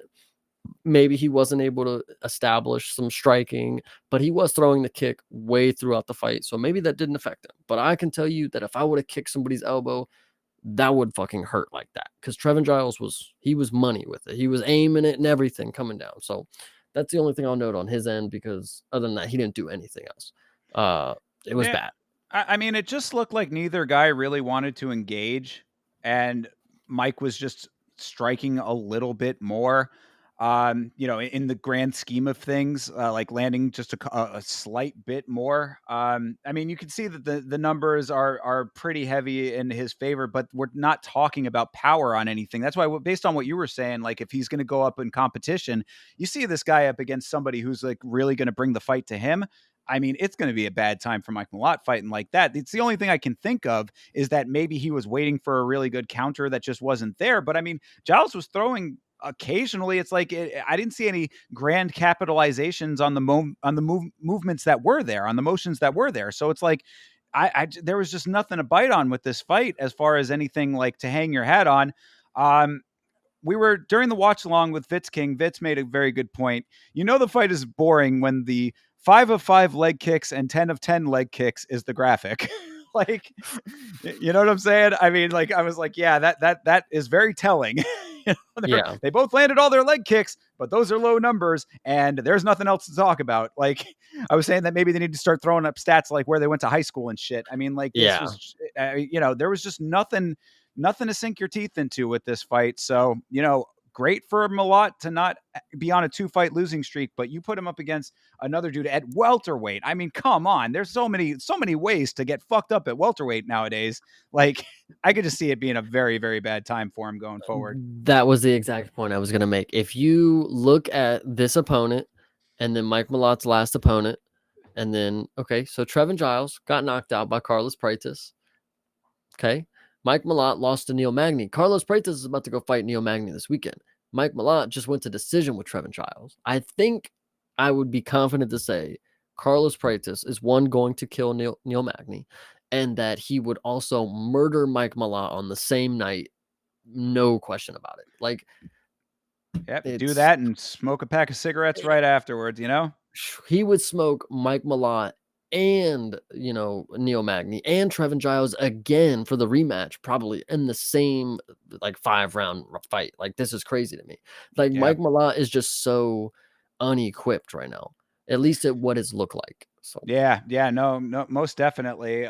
So I mean, that's really all that I got for that fight. I like I said, I think that Mike Malott, if you are going to hang anywhere near a ranking, like you're gonna have to be okay with getting into a firefight and being able to hold your own in it. And we have not necessarily seen that from him yet, even though the wins that he does have from before the Neil Magny fight were not necessarily that. Even the ones that he finished were not necessarily that. So, I mean, it just seems like we're coasting towards a bad run for Mike Malott going forward if this is how he's going to fight. So we'll have to see who the competition is. But again, it's welterweight, man. There are so many killers. It ain't going to be good. My last thing is Sure, yeah. he's gonna have to, one, not fight in Canada, because the day that he does and it's a ranked opponent, I don't want the fans to see it because I think he's gonna get fucked up. Like, and I like Mike. I'm not even trying to make it seem like I don't want Mike to tune into the podcast. Like, bro, I'm being real. Like, what I saw against a dude who's a plus 300 dog against you, it's like, if that was a close coin flip, why would I not take the other person based on that performance? Absolutely. And yeah, and that's a good point to bring up as well. I mean, going into the Neil Magny fight, I was all aboard the Mike Malott hype train. I was like, oh, this is a guy. I mean, like, he's got the look, he's got the physique. I mean, he's Captain Proper Mike Canada, Malott. proper Mike Malott. Exactly. I mean, I think that Fitzgerald was saying on the broadcast, or whoever it was that was commentating, saying that they were, calling him Captain Canada. I'm like, that's a narrative right there. We talk about writing your own narrative in this sport. It's like Mike Malott could be a guy who's writing his own narrative here. Getting a win over Neil Magny would have been a really nice way to start off something really big for him. And then to shit the bed like he did in that fight, come out after that with a fight like this. I mean, the narrative is now being written in the wrong direction, pal. So Yeah. it's not that I don't like the guy. I mean, he seems like a great dude. His brother is a hockey player. I forget which team that he plays for, but I mean, that adds to it a little bit. An athletic family. Again, the story is there, but like, boots on the ground. That's always what it comes down to. 100%. It sucks that this is the performance that we got to watch. Along with a card that was very underwhelming. Mike Malott, you could have been the saving grace. All you had to do was just look a little more aggressive. You could have been the golden boy that everybody believes that you are. It's a good point too, because a card like this, if you had come out with some banger performance, you would have been the talk of Canada, brother. We're about to get into it, man. Like, we're Yeah, about to well, fucking get into oh, it. aren't we? I've got some words for you on this one, sir. Fuck. This is Marc-Andre Barrios versus Dustin Stoltzfus. And before I let you get your points out, Chase Parton, I watched your prediction video. I had a 3-leg parlay going that was a little shaky to begin with. I thought it was going to be the most locks of locks. I was like, I'm going to play it safe this week. I put Sade, I put Zalal, and I put Barrio on a 3-leg. Not short money, but not huge money either. Just enough to make it to make it worth my while because it was all favorites. But I was like, this has to be 100% locks. And Barrio fighting in Canada, the backing is there. He's a low key beast according to my buddy Chase. What happened, buddy? What? Break this thing down for me. Make me understand. It really sucks. I really do like Marc-Andre, and I still do because he was willing to die for your money. Think about that. I had faith in him, and he went out there and he was willing to die for my word. So I really appreciate him, but I want to give so much credit to fucking Dustin. This guy here, he gives absolutely no shits. He gives no fucks at all. He's going to go out there, it don't matter who it is, and he will stand and throw some bombs with you. And the fact that he won and landed this perfect clean hook and then gave him an extra 2 on the ground or whatever it was, like, this is how you gain respect, right? Hell Mike yeah. Malott, learn a few things. Like, I know this was the other way around, but whatever you want to say, Marc-Andre, you had my faith. You still do. I'll still believe in you. But this was, in my opinion, this was as coin flip as it gets. You got 2 dudes coming off a knockout, 2 dudes that may or may not be willing to trade with each other. We don't know. And they both were. Like, that's what was crazy. They didn't give a fuck, man. They wanted us to have a good performance. They saw the way the card was going. They said, we're going to be fight of the night. Fuck it. Here we go. We're just going to go out there. And Dustin, shout out you, man. You know how to make fans. I'll tell you that, because I'm a big fan now, especially after what you went through in the last fight.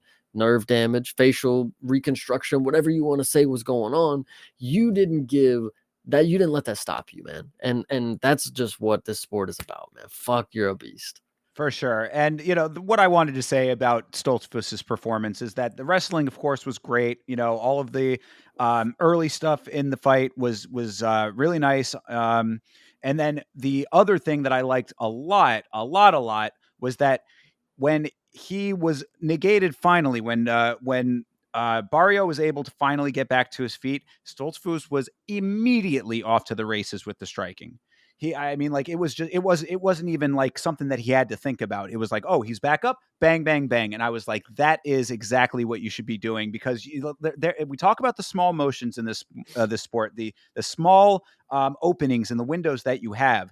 Like there are so many fighters that in a situation like that, especially after having gone through a sequence like he did. I mean, it was early in the fight, obviously, it was a first rounder or all that, but like the extended wrestling was, for at least a minute or so. I mean, it was, it wasn't like he was down and then immediately back up. He was going through a good amount of exchanges to try to get him down to the ground and keep him down on the ground and all that. So, like, a lot of times when fighters get that negated, they want to reset, they try to get themselves back into, okay, now we're striking mode. He was just like, immediately, this didn't work. Now we're here. This is what I'm going to do. So I really liked that aspect of it. He switched his brain very quickly, got the very impressive KO. Yeah, Stoltzfus is a beast as well. So yeah, I mean, that's there's really not too much to talk about with this fight. It was very quick and just a good use of fight IQ on Stoltzfus's part. I think the last thing I'll say is very rarely, because when you're on the watch along and you're streaming, I don't know if you guys know this, you're not able to have like your normal reactions to things. Like I can't just sometimes I don't have a reaction that you would accept. And this fight right here is like the moment where I realize like I don't know what I'm doing. Like my hands just go on my face and I just like I'm just breathless. Like this is just a moment that just like I thought in my head this was easy. At no point did I think he's just going to be lifeless. Like that, like that's how unexpected a fight like this could be on a card like this, because by the what is this, the seventh fight, eighth night of the fight of the night, you're thinking, well, here goes another decision. He's just going to get up, he's going to eat the shots, they're going to wrestle again. Boo hoo. But when he doesn't fire back and you just see him falling to the ground, it's like it really is a moment for this sport to be great. Like you just, man, fucking Dustin, dude, you just really know how to do it. Well, and to that point, if you want to see a maybe more appropriate reaction or a bigger one, go watch my watch along because when my parlay busted, I was not happy. Mm. So that was probably the most explosive that watch along got. So go back and check that VOD out. Give it a like if you enjoy it. All right. Well, so yeah, I mean, Stoltzfus getting the job done at middleweight. I mean, he's probably got a little bit of a road to get, anywhere near a ranking, I would think, after the fight before it. But yeah, I mean, obviously showing that he's still somebody who can be somewhere in the conversation. So rack up another couple wins, my guy. Keep doing what you're doing. I also wanted to make a note, not about this fight specifically, but just because I remembered it through this card. I did not expect the new Venom shorts design to stick past 308. I thought that was just a 308 thing. The breeze or whatever the fuck the design on the short is now, rather than like the scales. Like look at the pictures right here. Look at Yeah, Stolfus. yeah, I Yeah. see. Yeah. I was hoping that wasn't gonna stick because it's not a better design. I thought the Venom scales, I thought that was cool. Like I thought when it looked like a fucking snake reptile skin or whatever was really cool. But the wind or whatever design they got on it now, it's not a good one. Yeah, I mean, I've mentioned it in the Discord before. I just don't really care all that much about the kit. I know a lot of people do. I'm the kind of guy that in video games, like, I'm cool with the default skin. You know what I mean? Like, I know that I'm a rarity in that department, but yeah. So I don't really have all that much of an opinion either way. Um, they seem fine to me. I mean, the custom shorts sometimes can be cool if it's a design that's specific to the fighter and has some representation of them that makes sense and looks cool. But it's rare that I've seen ones that stand out to me to the point where I'm like, wow, that's awesome. So, Hey, I get you. Well, that yeah, was just another point that I'd figured I'd bring up during the nah, card. fair enough. Fair enough. All right. Well, moving on to Ariane De Silva now. This is, of course, formerly Ariane Lipski versus Jasmine Jasdavicius. I know that you have some opinions about some of the things that happened in this fight. Why don't you take it away? Yeah, I think this fight, first I'll say that it made me question just how good Jasmine is because her striking looks really bad off rip. She did not look like how I remembered. Because, like, when I came into the fight, I'm like, oh, I remember a very well-rounded female fighter. She'll come out here, she'll be able to throw some strikes, and when it gets to the grappling, she'll be able to hold her own, which I was kind of wrong about. Her striking looked very lackluster, and her grappling was a lot better than what I maybe assumed it would be. Now, that is not to say that she did not get away with maybe 12 illegal strikes to the back of the head. She was destroying the back of her head. It was ridiculous that the ref just did not give a fuck. No warning was even said. The commentary didn't even pick it up. And I thought I was like again, I'm watching the fight saying, am I seeing something different? Like, is something going on that I'm not understanding?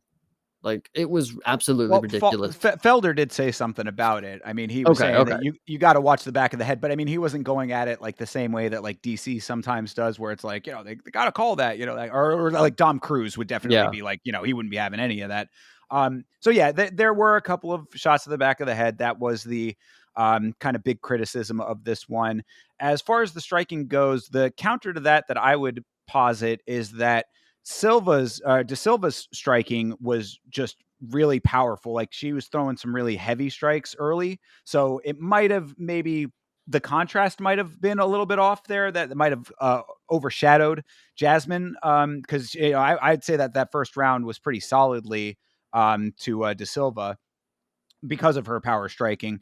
But I mean, on the other side of that coin, back of the head shots aside, I mean, you can't necessarily take that out of the equation. But if you do put that to the side, De Silva went down way too easily off of those single legs, man. I mean, like the first one, it was like she almost just let it happen. I was really surprised when she ended up going down off of that. I mean, like that's the big note overall is that if you're going to be throwing such heavy power shots, you need to be able to stay on your feet. I mean, no two ways about it, or at least not go down that easy. I mean, like literally, it looked like Jasmine basically just took her leg and she just was like, "Oh, okay, I guess we're going down now." I think this is a good example of just like how, not everybody's career and maybe everybody's career is going to have some ups and some downs and some plateau moments.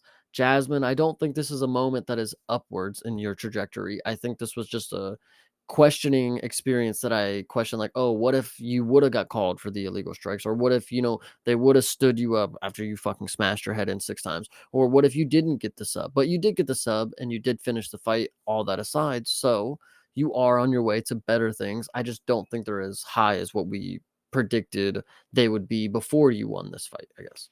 Sure, and that's a good point. I mean, the referee should have. I mean, the fact that there wasn't at least a warning is ridiculous.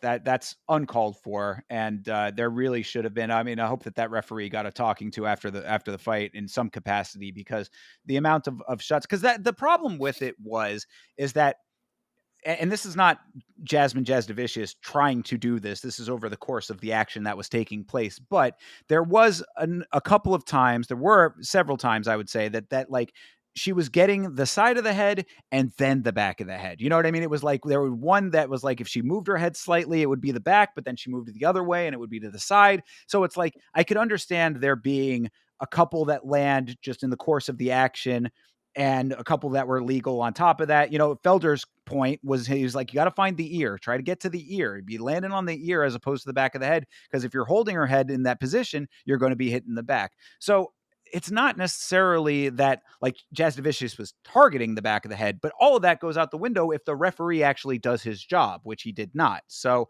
it is unfortunate that this was the way that it all went down in this fight, because I think that had the ref done what he should have done, and stood them up, that because the single leg was just there so often for her, because it wasn't just the one. I mean, she got that other one where she had her leg like all the way up in the air to get her on the ground. And again, De Silva just went right on down. So I mean, if it had been handled better, it could have probably still gotten to the same conclusion.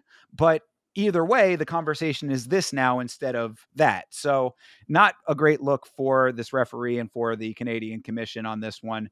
But a win is a win for Jazz Devicious, and she did end up getting a nice submission, all things considered. Yeah, 100%. Like I said, you a win is a win. You can't argue that she did do what she had to do to win that fight. I just wish one, I wish she wouldn't have had to do some illegal shady stuff to do it. And I wish that her striking would have looked like she was doing more in the off season for that. For sure, yeah, and again, I mean, like I think that De Silva's striking was the cleaner, more powerful striking in general, so it made sense that she didn't want to stand with that. But to have the illegal shots in there does just mar what otherwise could have been a very nice, clean, wrestle heavy, grapple heavy performance that ends up getting to the same conclusion. So I'm putting more of this on the referee than I am on Jasmine, because in the course of the fight, it's not, I mean, look, you have to be in control of your shots for sure. And I mean, obviously, I'm the first person to say that. I'm very critical of these fighters to make sure that they're following the rules, take the rules very seriously, as you know. That being said, it is the course of the fight. I mean, like, there are going to be motions that you can't account for. There were probably one too many to the back of the head when she knew that she was getting away with them. This is more on the referee, in my opinion. It makes this conversation annoying to have. Like, if he had just done his job, I wouldn't be having to sit here and make any kind of excuses or any of that kind of stuff. It could have just been a nice clean win. So either which way, win for Jazz Devicious. Her balls were hot, she said. Yeah. So, all right, good stuff overall. And I mean, I guess that does get her, somewhere higher, I would think, after all of that. I mean, she's on a streak now. Yeah. Just put out Priscilla Cachoeira. Oh yeah, she's on a three fight win streak now, and that submission of Cachoeira was fucking nice. Oh right, that other Yeah. one was Fatima Klein. I don't know if that really raises her stock necessarily, just because Klein was making her debut, Short even though, notice. Yeah. yeah, Short short notice notice. debut. Honestly, I think it did more for Klein than it did for her, but still a win. So I mean, a 3 fight win streak with 2 subs in there, and a unanimous decision was the other one. So Yeah. I guess she's something bigger and better for her coming up. And I say all of that to stall a little bit going into this next fight, because I don't really care too much to fucking talk about it. It is Caio Machado versus Brenson Ribeiro. Pretty much a repeat of the Malott fight, in my opinion. What'd you think? Yeah, I think the only thing that I want to make a note is that before this even happened, I said, why is this the third to last fight? Why could this not have been a prelim fight? What do they think is going to happen? Maybe they know something more than me. And when the fight ended, I said, why was that the third to last fight? That could have been the first fight of the night. That could have just never happened. The Men in Black little, bro, they could have hit me with that thing, the neuralizer, bro. This fight was just so ass. Like, and it was like, one, it was ass. Two, it probably was a robbery. If I was actually to judge this fight, I do think Kaio probably maybe won. But to say that anybody won this fight is saying a lot. This could have been, there needs to be a fourth category where just like they just don't give a fuck to score it. Like, that was an ass fight. Like, just leave. No draw, no win, no loss. Move on to the next one. You try again next time. Like, it doesn't even, I don't know, bro. It was bad. Yeah, no, I to your point, I'm always yeah, I'm a negative person most of the time in general, right? I'm kind of a pessimist. I'm a little bit of a downer of a person in my day-to-day existence, but I always try to keep a little bit of hope coming into these fights. So when I heard your assessment, which was not just you, I mean, I heard this elsewhere as well. Why is this fight so high up? Who are these guys? What is this going to be? Is there a rationale for this being where it is on the card? I was like, maybe this is going to be the one that's going to be some very entertaining one that no one is seeing coming, and I was really holding out hope that was going to be the case. And boy, was I let down in that hope, because you are absolutely correct. Yeah, the ass fights category needs to be created, and this can be its first inductee right here. What I will say, if there is any positives to be said, is that both guys had their moments of throwing decently heavy shots, but they were both, again, going back to the Malott assessment, they were both too apprehensive about getting into range for anything to really be effective. Brendan Fitzgerald summed this thing up perfectly on commentary when he was talking about the live odds. I think DC had asked him what the live odds were, or something like that. Um, And he had said the live odds have it as a coin flip because no one has gone out and grabbed it. I thought that that was a perfect assessment of this. Neither guy was going out there to win the fight. They both were in very even footing for all of it because while there were some heavy exchanges, they weren't actually landing much because neither guy wanted to get close enough to fucking do it. Yeah, this looked like two dudes that 100% did not know how to box or kickbox. Like they were just throwing shit out there. And okay, light heavyweight, this is what you're going to get sometimes, but that can't be the entire game. You can't be the two barroom brawlers who can't get in range to strike. Like dirty boxing only works when you're in close. Like it was just like there was nothing going on. It was so bad to see it. And then especially that we had a robbery for the dude who didn't even land 50 strikes. Like, I mean, fucking ridiculous. Yeah, I was gonna say that too. Split decision win for Ribeiro. Like, all right, I guess. I mean, I had thrown a little bit of money on the dog just because he was the dog, and my parlay had busted earlier. So I was like, let me just see if I can get any kind of action out of this thing. So I was like, all right. I mean, I'll take the cash, but a little bit odd. And yeah, I mean, I'm really struggling to think about any other mentionable stuff. The only other thing that I remember from this fight that was noteworthy, like what you were saying about like the range element of it, is that like at times they were both swinging pretty heavy wild shots, which it's like if you were close, that could have been something. But it's like if you're not going to set it up in a way that like you're not shuffling in, you're not doing any kind of fast forward motions, really, you're throwing at such distance that it's like it reminds me in like a kung fu movie when they're just first getting ready to fight and they're both like going through their move set, like at range from each other. I mean, that's like, dude, I mean, like, what are you expecting to achieve with any of that? So that's really the full on assessment of this fight. You got anything else? Yeah, no, this one was bad, and it's unfortunate because I maybe will say more about this fight than the next one. Oh, So, well, all right. And let's get into it here in a second. But I before we move on from this fight, I did have one note that had to be said. After the win for Ribeiro, his cornerman dumped a large amount of water over his head. The water that he dumped over his head left a very large and very noticeable puddle on the mat. This will come into play later on down the line here. So keep the puddle in mind. The puddle of I'm doom, I was calling it. I'm glad you noticed what happened because when we'll talk about it, I was sitting here questioning what the fuck happened. How did we end up here? And somebody said, I think Rose did something in her pregame. And I was thinking, you know what, this dumb bitch, what did she do to create this problem? But wasn't her. If it was the coach of Ribeiro, wow, he was a goofball because this fucked some shit up for some people. So Serious goofball moment for sure. And shout out to Andy, who was in the chat a little bit earlier, because he is one of the funniest people on the watch alongs all the time. Love having him in the chat. And he was, anytime that they were even close to the puddle, he was making sure to let everybody know, oh, they're getting close to the puddle. She's in the puddle. She's in the puddle now. So yeah. it was making for a lot of entertainment where there not necessarily was all that much otherwise. So definitely something to keep in mind was the puddle. Yes. Um, so just have that in the back of your mind as we move on to Aaron Blanchfield versus Rose Namajunas. Shout out to Anakin in the chat, by the way. See you, brother. What's up? So I want to say that this fight, speaking of the puddle first, I don't think the puddle was an issue with this one. The next fight we will talk about, the puddle, I believe, was 100% a glaring issue. But Blanchfield and Rose, holy shit. I was feeling the women's MMA hate for this fight. Like I could feel it burning into my brain because Aaron Blanchfield looked so fucking bad.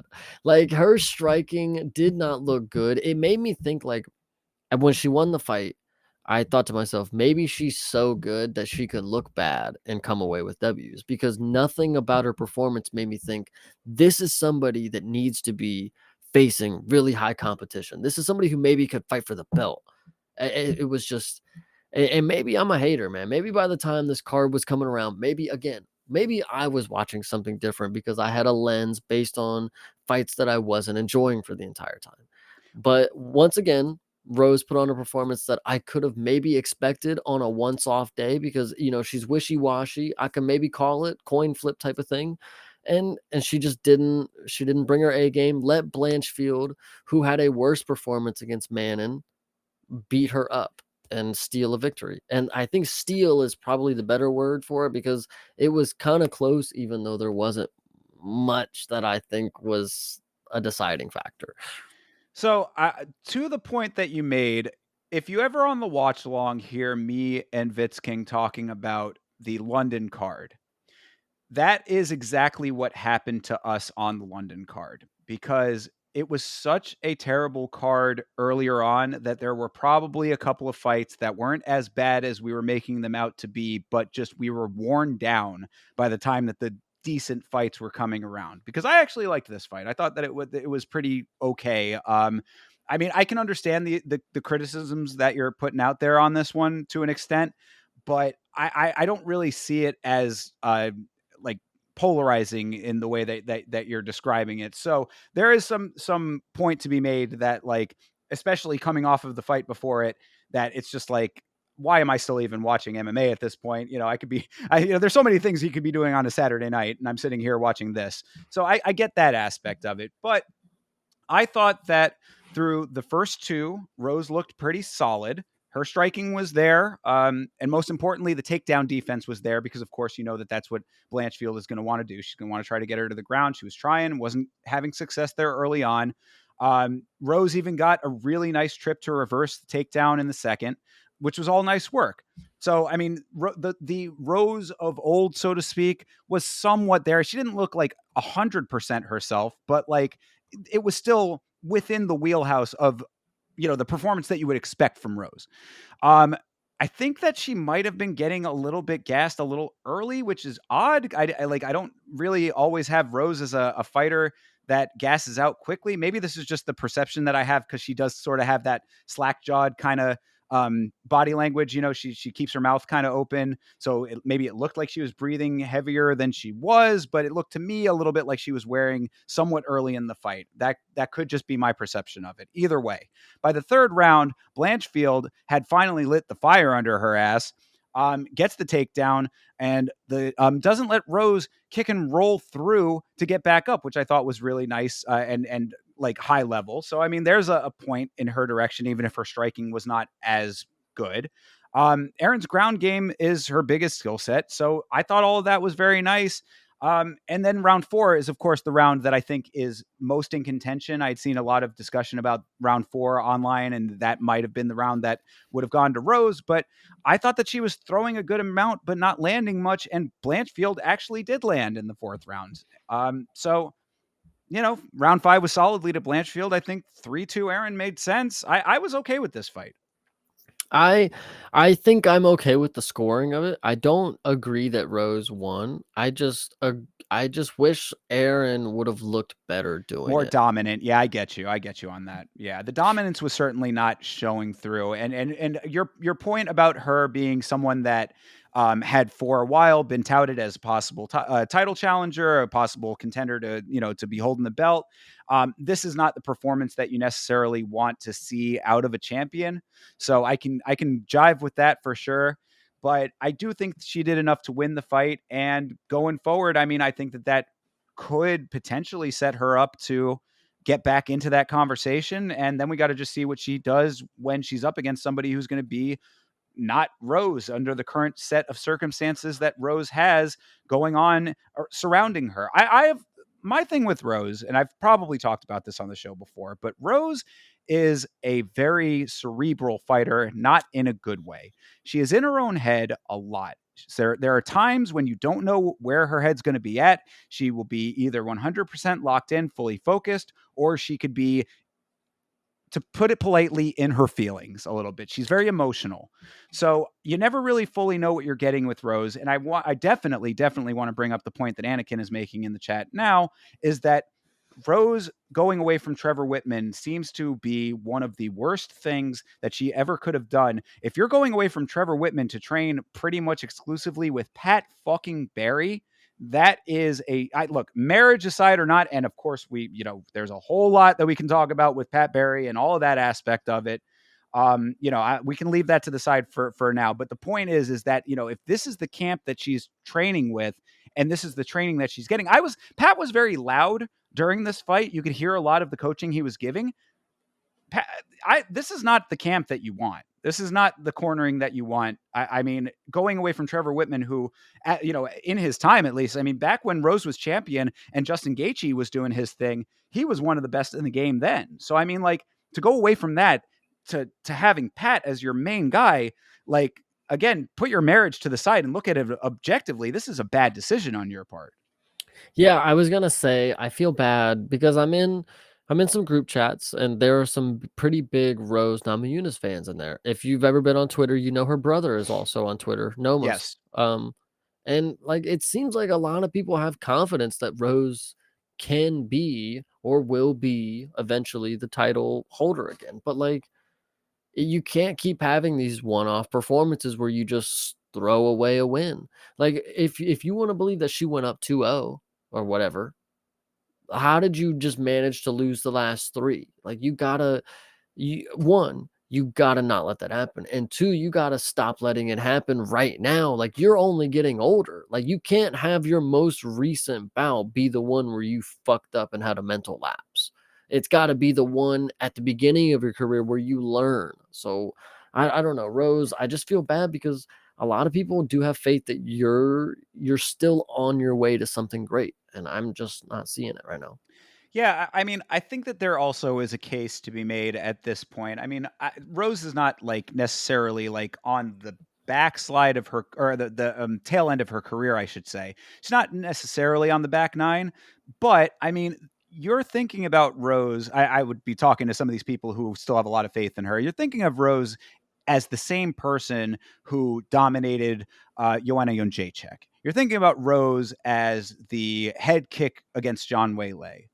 I don't know if this is the same Rose, and again, I don't mean to harp on it, but if this is the coaching that she's getting, then I don't know if that Rose really exists anymore. I think that there needs to be a hard pivot, and she needs to make a decision as to whether or not she wants to still be the Rose of old and get back to that point, or if it's time for her to, maybe think about something else. I mean, I'm not saying that she's even necessarily in the position that she needs to retire. She could still go out there and be some relative version of her old self, but the factors, the elements that go into that just aren't there for her right now. She doesn't seem like she wants them to be there based on her going away from the team that she was with. And if that's the case, then I mean, I just don't want to see Rose going out there and getting dominated time and time again, because again, she's already a little bit mentally fragile to begin with. And I think that a long losing streak would be very bad for her psychologically. Yeah, I mean, but like I with these people who are, on off, they have the switch that they can flip. This is just what Rose has become. She's going to lose and then she'll just come back with great motivation and she'll win and then she'll build up hope for all the fan base and then she'll be comfortable and then she'll lose again and that's just what I see happening. I mean, if she continue I saw it in the chat earlier Rose needs to retire or whatever. But I mean, she's 14-7, and this is like one of the goats of women's MMA and in totality, I guess. Somewhere along the line, she's up there, and it just sucks to see. Yeah, yeah. So I mean, I think that there is potential for Rose to be getting into gatekeeper territory if she continues down the path that she's going. I mean, that would be unfortunate to see her, go from being a champ to that. But it is a possibility if that's what she wants. I don't think that that's what she wants. I don't think that her mental game is going to be good for that type of trajectory going forward. And again, I don't mean to be like, I'm not saying any of this to be mean. Trust me, I take the mental health stuff very seriously. I'm not trying to make light of it or anything like that. I'm looking at it based on what I'm seeing from Rose and have seen from Rose. This is still the same person who was very, very shooken up by the Connor Dolly incident. I mean, like, and again, I'm not trying to meme on her. It's a lineage and pattern of what she has presented over her time in the sport, and I think it plays a factor. So her getting into a long losing streak, if that's what it ends up being. Now, I mean, like you're saying, could it be another one? She flips the switch and comes back. I mean, even that's going to get you eventually into gatekeeper territory because you're going to be on against somebody, you're going to be off against somebody. The ones who you let through are going to get through, and you just sort of middle. You know what I mean? So it's like I don't think that any of that bodes well for the type of person that Rose is. So I do think that she needs to make a decision as to how she wants to conduct herself going forward for her own sake. You know, I mean, not for, fuck the fans, for herself. You know. Yeah, and back when I used to watch her, not watch her, but like watch the Ariel Hawani show, like she was on there and she was talking about how she just I don't know, she just doesn't seem like she comes off as somebody who's that confident in her abilities, which you need to have confidence to become a champion. If that's what your goals are, if your goals are just to be middle of the road, you don't need that much confidence. The skills will get you there. Confidence, heart, determination, whatever you want to say, you're going to need to carry those with you into every fight if you're wanting higher than where you're at right now. Yeah, and she's also in a weird position with Pat. You know, I mean, look, it's there's really not too much that you can do about that, right? Because it's like that's her husband. So if this is the decision that she's made, short of them breaking up, which I'm not going to put that out in the ether. That's their personal life. They can do whatever they want, but it puts her in a weird position. She leaves her gym to go train with Pat, more exclusively, and this is the path that Pat is leading her down. You're in a bit of a bind there. So again, these are the hard decisions that you have to make based on where you want to be in your career. We just have to see what she ends up deciding to do. Yeah, 100%. Yeah. So all right, well that's that. Moving on to the main event of the evening: Brandon Moreno versus Amir Albazi, saving this otherwise somewhat lackluster card. What did you think about this fight? I thought Moreno looked amazing. Okay, maybe amazing is saying a lot. He looked really, really good against a person who's not throwing punches back at him, which Amir Albazi was not doing the best job of landing strikes. I do see that he was throwing them. I will give him credit. I do see that he threw 236 strikes.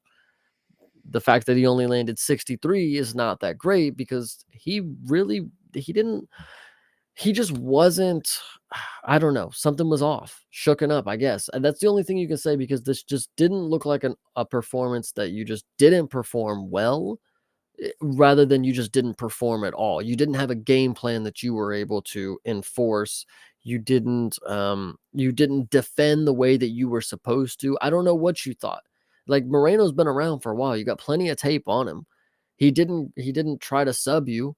He just stood with you like he does with all of his fucking fight, like all of his opponents. So Amir Albazi, for you to be so off guard doesn't make sense.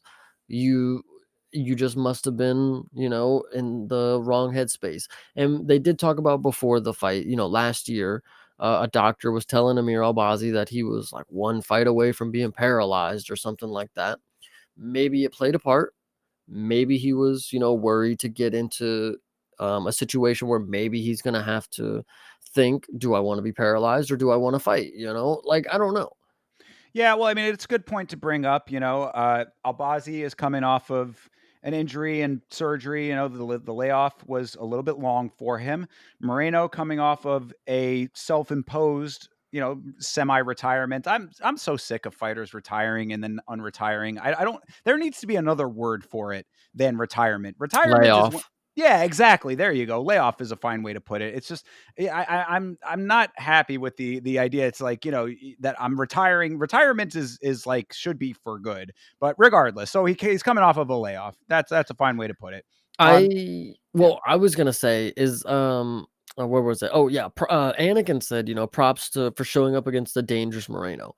I don't want to give him props because we didn't know that Moreno was gonna be just as dangerous as he was before he left. Because like we said, he's been retired, and he came in and he looked like he had never left. We realized just how dangerous Moreno still is because of that performance. Yeah, And that was going to be the point that I was going to yeah, make as well. Is just that I mean, Moreno with the self-imposed nature of it, it's like where's his head at? I mean, is like is what are the factors that go into wanting to take the time off in the first place? He came back just as good as he left. I mean, it was a swag fest through and through. Albazi, the circumstances were a lot different. How that factored in, who knows? But what we ended up seeing kind of tells the tale in and of itself. Yeah, and also to note, Brandon Moreno isn't just out there doing whatever. He is a commentator still with the UFC. He's one of the Spanish commentators, so maybe he was just taking some time off, enjoying what he had to do. UFC No Shade just passed. Maybe he was a commentator during that. We don't even, do we know? I think I he don't was know. actually. Now that you say Okay. that, I'm pretty sure that he was. So, maybe he was just taking some time, not necessarily perfecting his craft, because as we see, the craft is still there. All he has to do is just find somebody for it to be applicable for. And I think, Anakin made a great point with Kayakar France next, but I think I want to see the Roy Val rematch. After what I've seen for their two recent performances from Roy Val and Moreno, they got to run it back right now, because I'm very confident that Roy Val's, his takedown defense and his grappling defense is going to be so good that when it gets to the ground, we're going to have amazing scrambles between Moreno and him. And then when it gets to the feet, look at what Moreno just did. 317 strikes. Roy Val was doing the same thing, and arguably he had 2 rounds off because he was wrestle fucked the entire time. I would love to see a 700 strike matchup between these two. Like, that's very possible. It's going to go to decision. They're going to throw to the fan, and this would be amazing.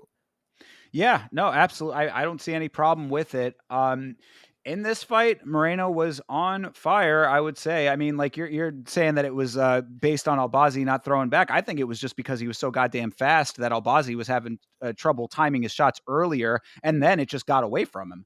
I mean, that's the assessment that I had, because I mean, based on the watch that we had, you could give Albazi the first round because it was a feel out. But after that, it was just off to the races. Moreno got his footing. And the other thing that I had said on the watch along is that Moreno is so comfortable at this point in a 5 round fight that having the first round to download the information is perfectly acceptable when he's going to do what he did in those following four. So, I mean, from the time that the second round started all the way to the finish, every metric he was wrecking shop. I mean, the speed is what really gets me, man. I mean, like, we talk about this with flyweights all the time, but like he really is that high level flyweight that is the prototype of what you want in that regard. Now you're talking about the Royval rematch, though. I think that the wrestling does play a lot more of a factor there. The defensive grappling is going to have to be really, really on point, because after seeing what happened in the Tyra fight, we know that Royval can really hold his own there, and that Moreno has. I mean, he's not necessarily been like fully negated all the time, but he has struggled. I mean, this is why Pantoja is still holding the belt, right?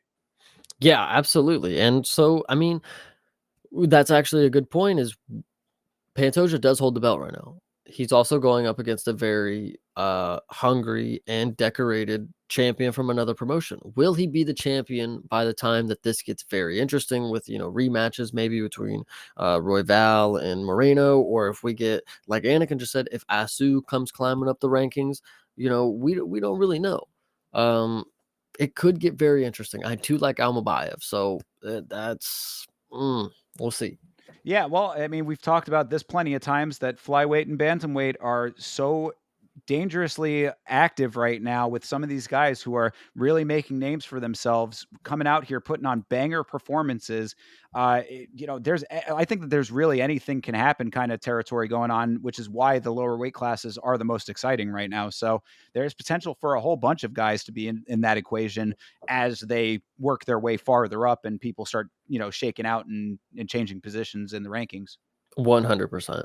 Um, the one thing I wanted to say about Moreno too is that Brandon Moreno is a great example of how you don't necessarily always have to look the part in this sport. I mean, this guy, he's the baby faced assassin, right? I mean, that's his nickname. He lives up to that. He's not exactly a physical specimen either. I mean, he's not super cut or anything like that. But you see this guy laying hands the way that he does with the volume that he does. He uses his speed so effectively that it's like, if you're a smaller guy, I would be looking up to Brandon Moreno as like, man, maybe I could do this too, you know? Yeah, I agree, and I actually forgot to bring it up earlier with Jack Shore. It's like, some of these dudes show up and they don't have abs, and sometimes you don't need abs. You could be a little pudgy, but you got to be good if that's the case. I talk about with the heavyweights and the light heavyweights. Is like, if you're gonna be that slob, you got to be impressively slobbish. Like, you can't just be disgusting. So Right. Yeah. Physique does not equal power. Physique does not equal skill. yeah. But before we close this out, I think that Anakin's making a good point here. What are we thinking about this Kai Asakura? I mean, he's coming into the organization.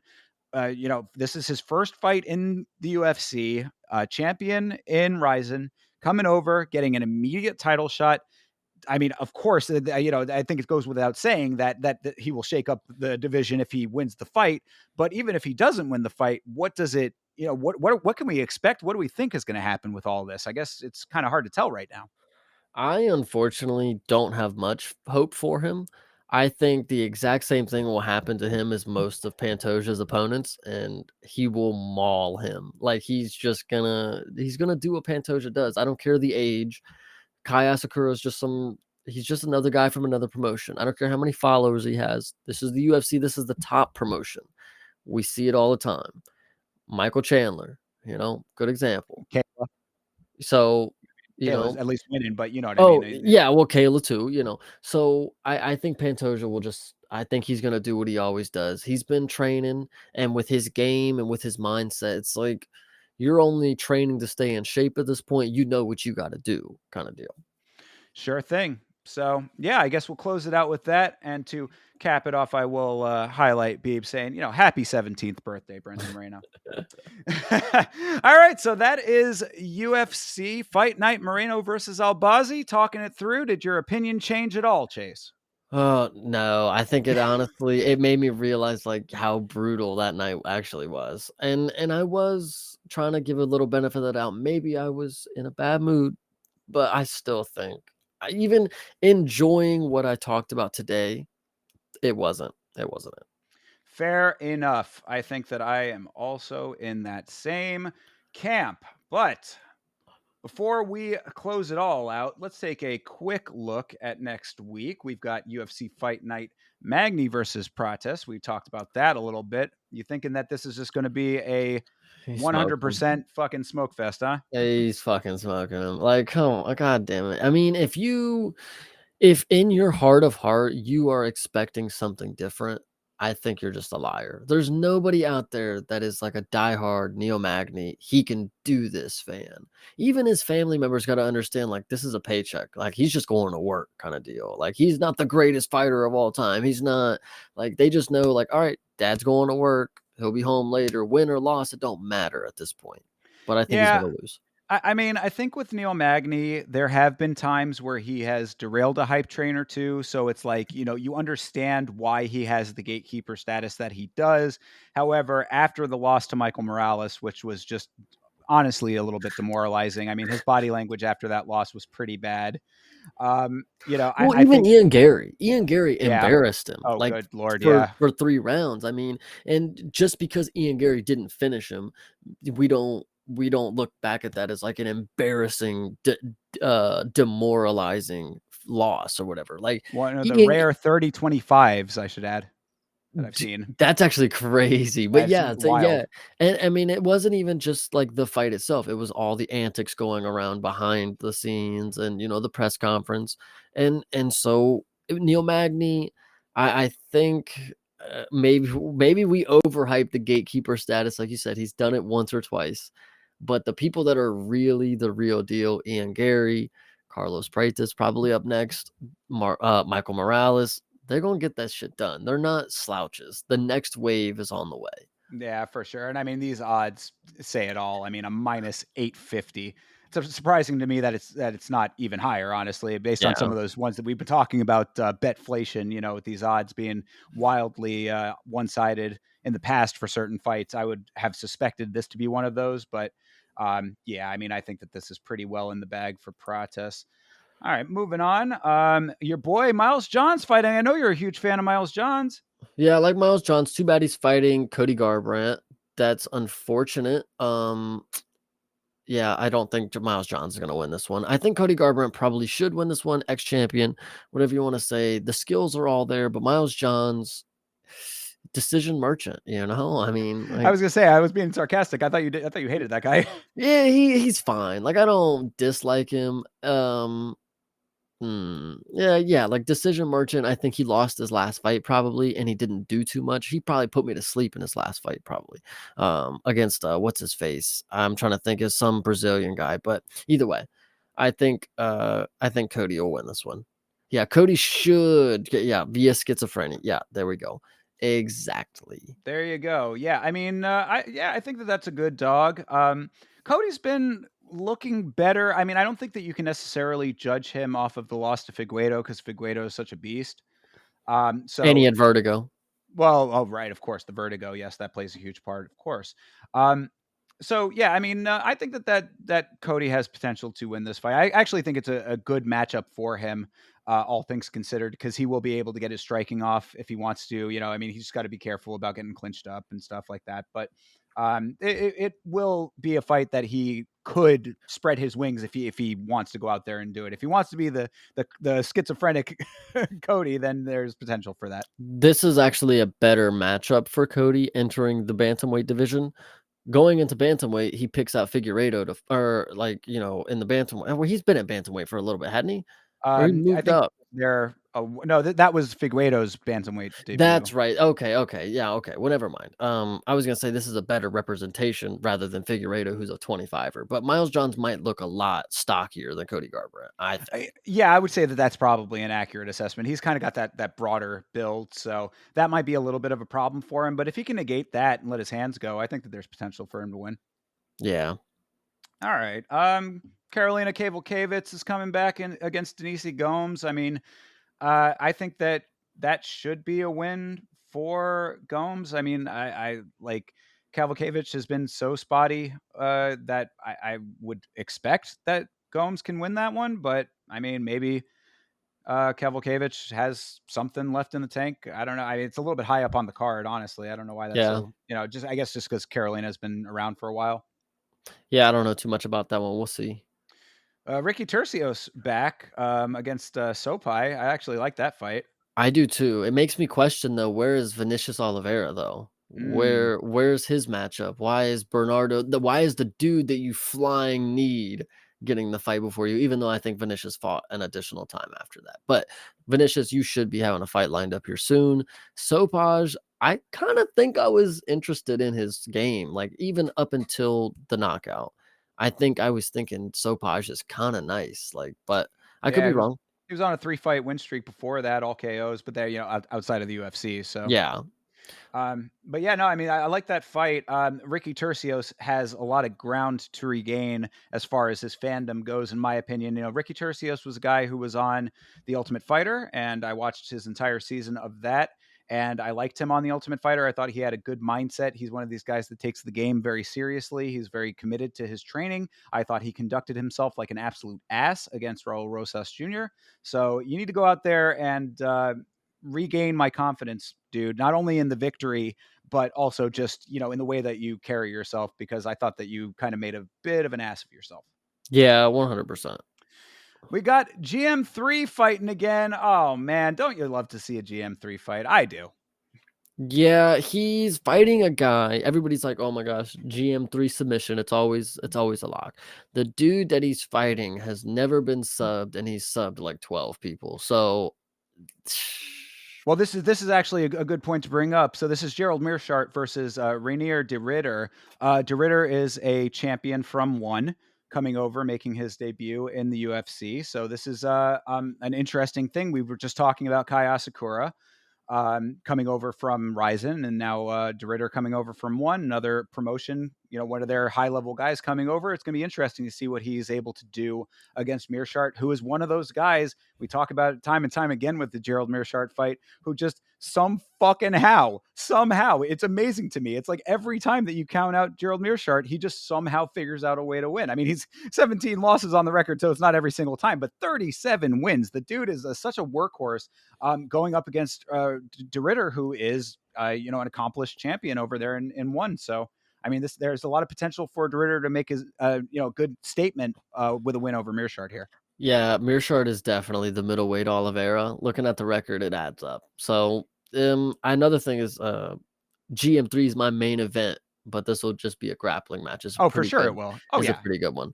Oh yeah, it's Yeah. just going to be who can do it better. But to Anakin's point here, is not only a champion but a double champ over there. So I mean, the guy obviously is pretty skilled in that department.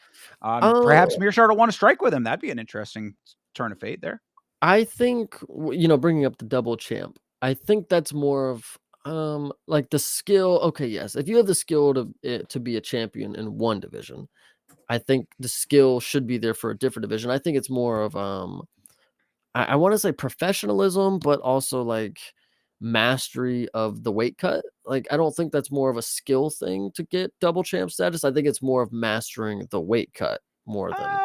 I mean, to an extent, I'll give you some of that, but I mean, there are more factors than that. I would say. I mean, I understand where you're coming from. That yeah, obviously the proficiency is the defining factor, but being able to do that against bigger guys, I mean, because you're also got to think about the different builds that you get in the different weight classes as well. So I mean, if he was dropping down, then maybe there's a little bit more of a case there. But I honestly don't know which divisions he was a champ of. Yeah. But either way, the point is that obviously that proficiency certainly is there if he was able to do that. So he's going up against Gerald Meerschaert, who has been around for a long time, but is someone who can lose. 17 times he's done that. So yeah, we'll see what ends up happening with that guy. I mean, this is certainly one to keep an eye on, especially for all of the factors that we just laid out. Coming in from another organization, something to watch out for. Definitely something to make a an Apex card interesting. Yeah, 100%. Luana Pinheiro versus Jillian Robertson. I know that my boy Vitz King is a huge Jillian Robertson fan, so rooting for her on that one. You got anything to say about that? Uh, why wasn't she on the Canada card? That's a good point. Yeah. 1 week out, like, that's pretty stupid.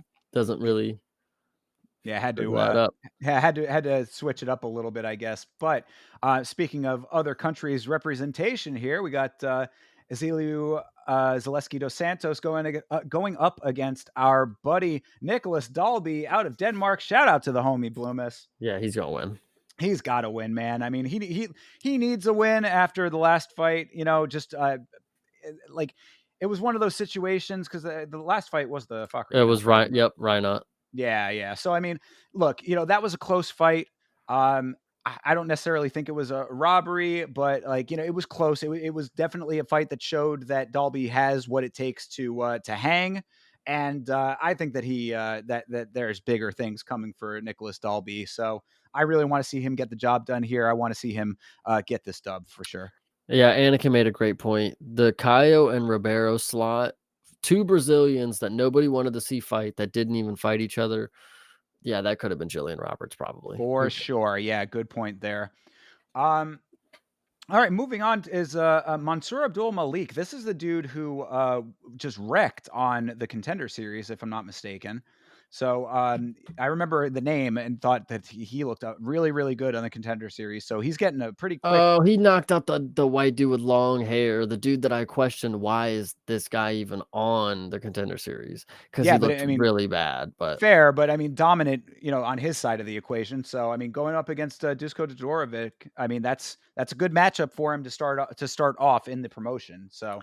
if you go a little bit further down the card, you will see, Cortavius Romeus. He was Oh, also on yes, Contender Series. indeed. Yep. Cortavius. All right. Right on. A lot of Contender Series guys making their debut over here. I like to see that. Yeah, so that'll be good, and then the first fight of the night also, what was it? Tricoli, Antonio Tricoli. That Oh, roid monster. yeah. Well, I mean, I guess his recent arrest didn't do anything to deter him from being able to fight. So, congratulations for that. Going up against Trayshawn Gore, guy off the Ultimate Fighter. Yeah, I was gonna say, looking at his record, this is kind of That's a record that you would see on the Contender Series, not somebody who's already had 3 fights in the UFC. What did he join at? 1 like 2 and 1? Like Are you talking about Trayshawn? Trayshawn Gore? Yeah, I mean, something like that. I'm like, "What?" That's kinda crazy to think about. And then he Yeah, came from Alabama Fighting Championship? What? This is a crazy story. yeah. I mean, he's one of those guys that I think has potential down the road, but still is finding his footing, but it's about time that he finds the footing already. You know what I Mhm, mean? It's one of those situations. It's like he's not bad, but he's not great, and he needs to start getting better if he's going to hang with the big boys. Because I actually had him. I was rooting for Brian Battle, but I thought that Trayshawn had potential to win that fight, and that did not work out for him. So mhm. and then a loss to Cody Brundage never ages well. So, Right, right. Yeah. other than that, on here, you got Semi the Jedi going up against Charles Radke, who you might remember as Drop the F-bomb. the outspoken gentleman from well, not from Australia, but had a lot to say in Australia. So that at least has some potential to be interesting. Damon Blackshear coming back, hopefully able to get himself back in the win column after taking those back-to-back fights where he won the first one, took a short notice fight, did not win that one. So going up against Cody Stamen, who I know has a good amount of fans, I guess we've talked about Stamen in the past, but I was not impressed with his last performance, so I'd like to see something good out of Damon Blackshear in this one. Yeah. Other than that, I mean, I guess that's pretty much about all that I would want to talk about here. Although, actually, Melissa Mullins, I would just say that she looked really good in the first fight that I saw. Excuse me, that I saw her in, which was this win over Alex Siva. I thought that she looked really good in that fight. Then she got knocked out by Cornell there. So I mean, she needs to bounce back off of that, but I think she still has potential to be pretty good. So she's going up against Claudia Sigula, who I this might be her debut. I've never heard of her before. Mhm. So if Mullins can put the pieces back together, then hopefully this will be a solid win Oh, for her. that's that Swedish, she's Polish. is okay. I coulda swore I remember the tagline saying Swedish or something, but either way. Maybe she's Swedish and fighting out of Poland. I don't know. Yeah, I don't know, that's probably accurate, but yeah, I don't know who she is, but yeah, debut, looks So nice.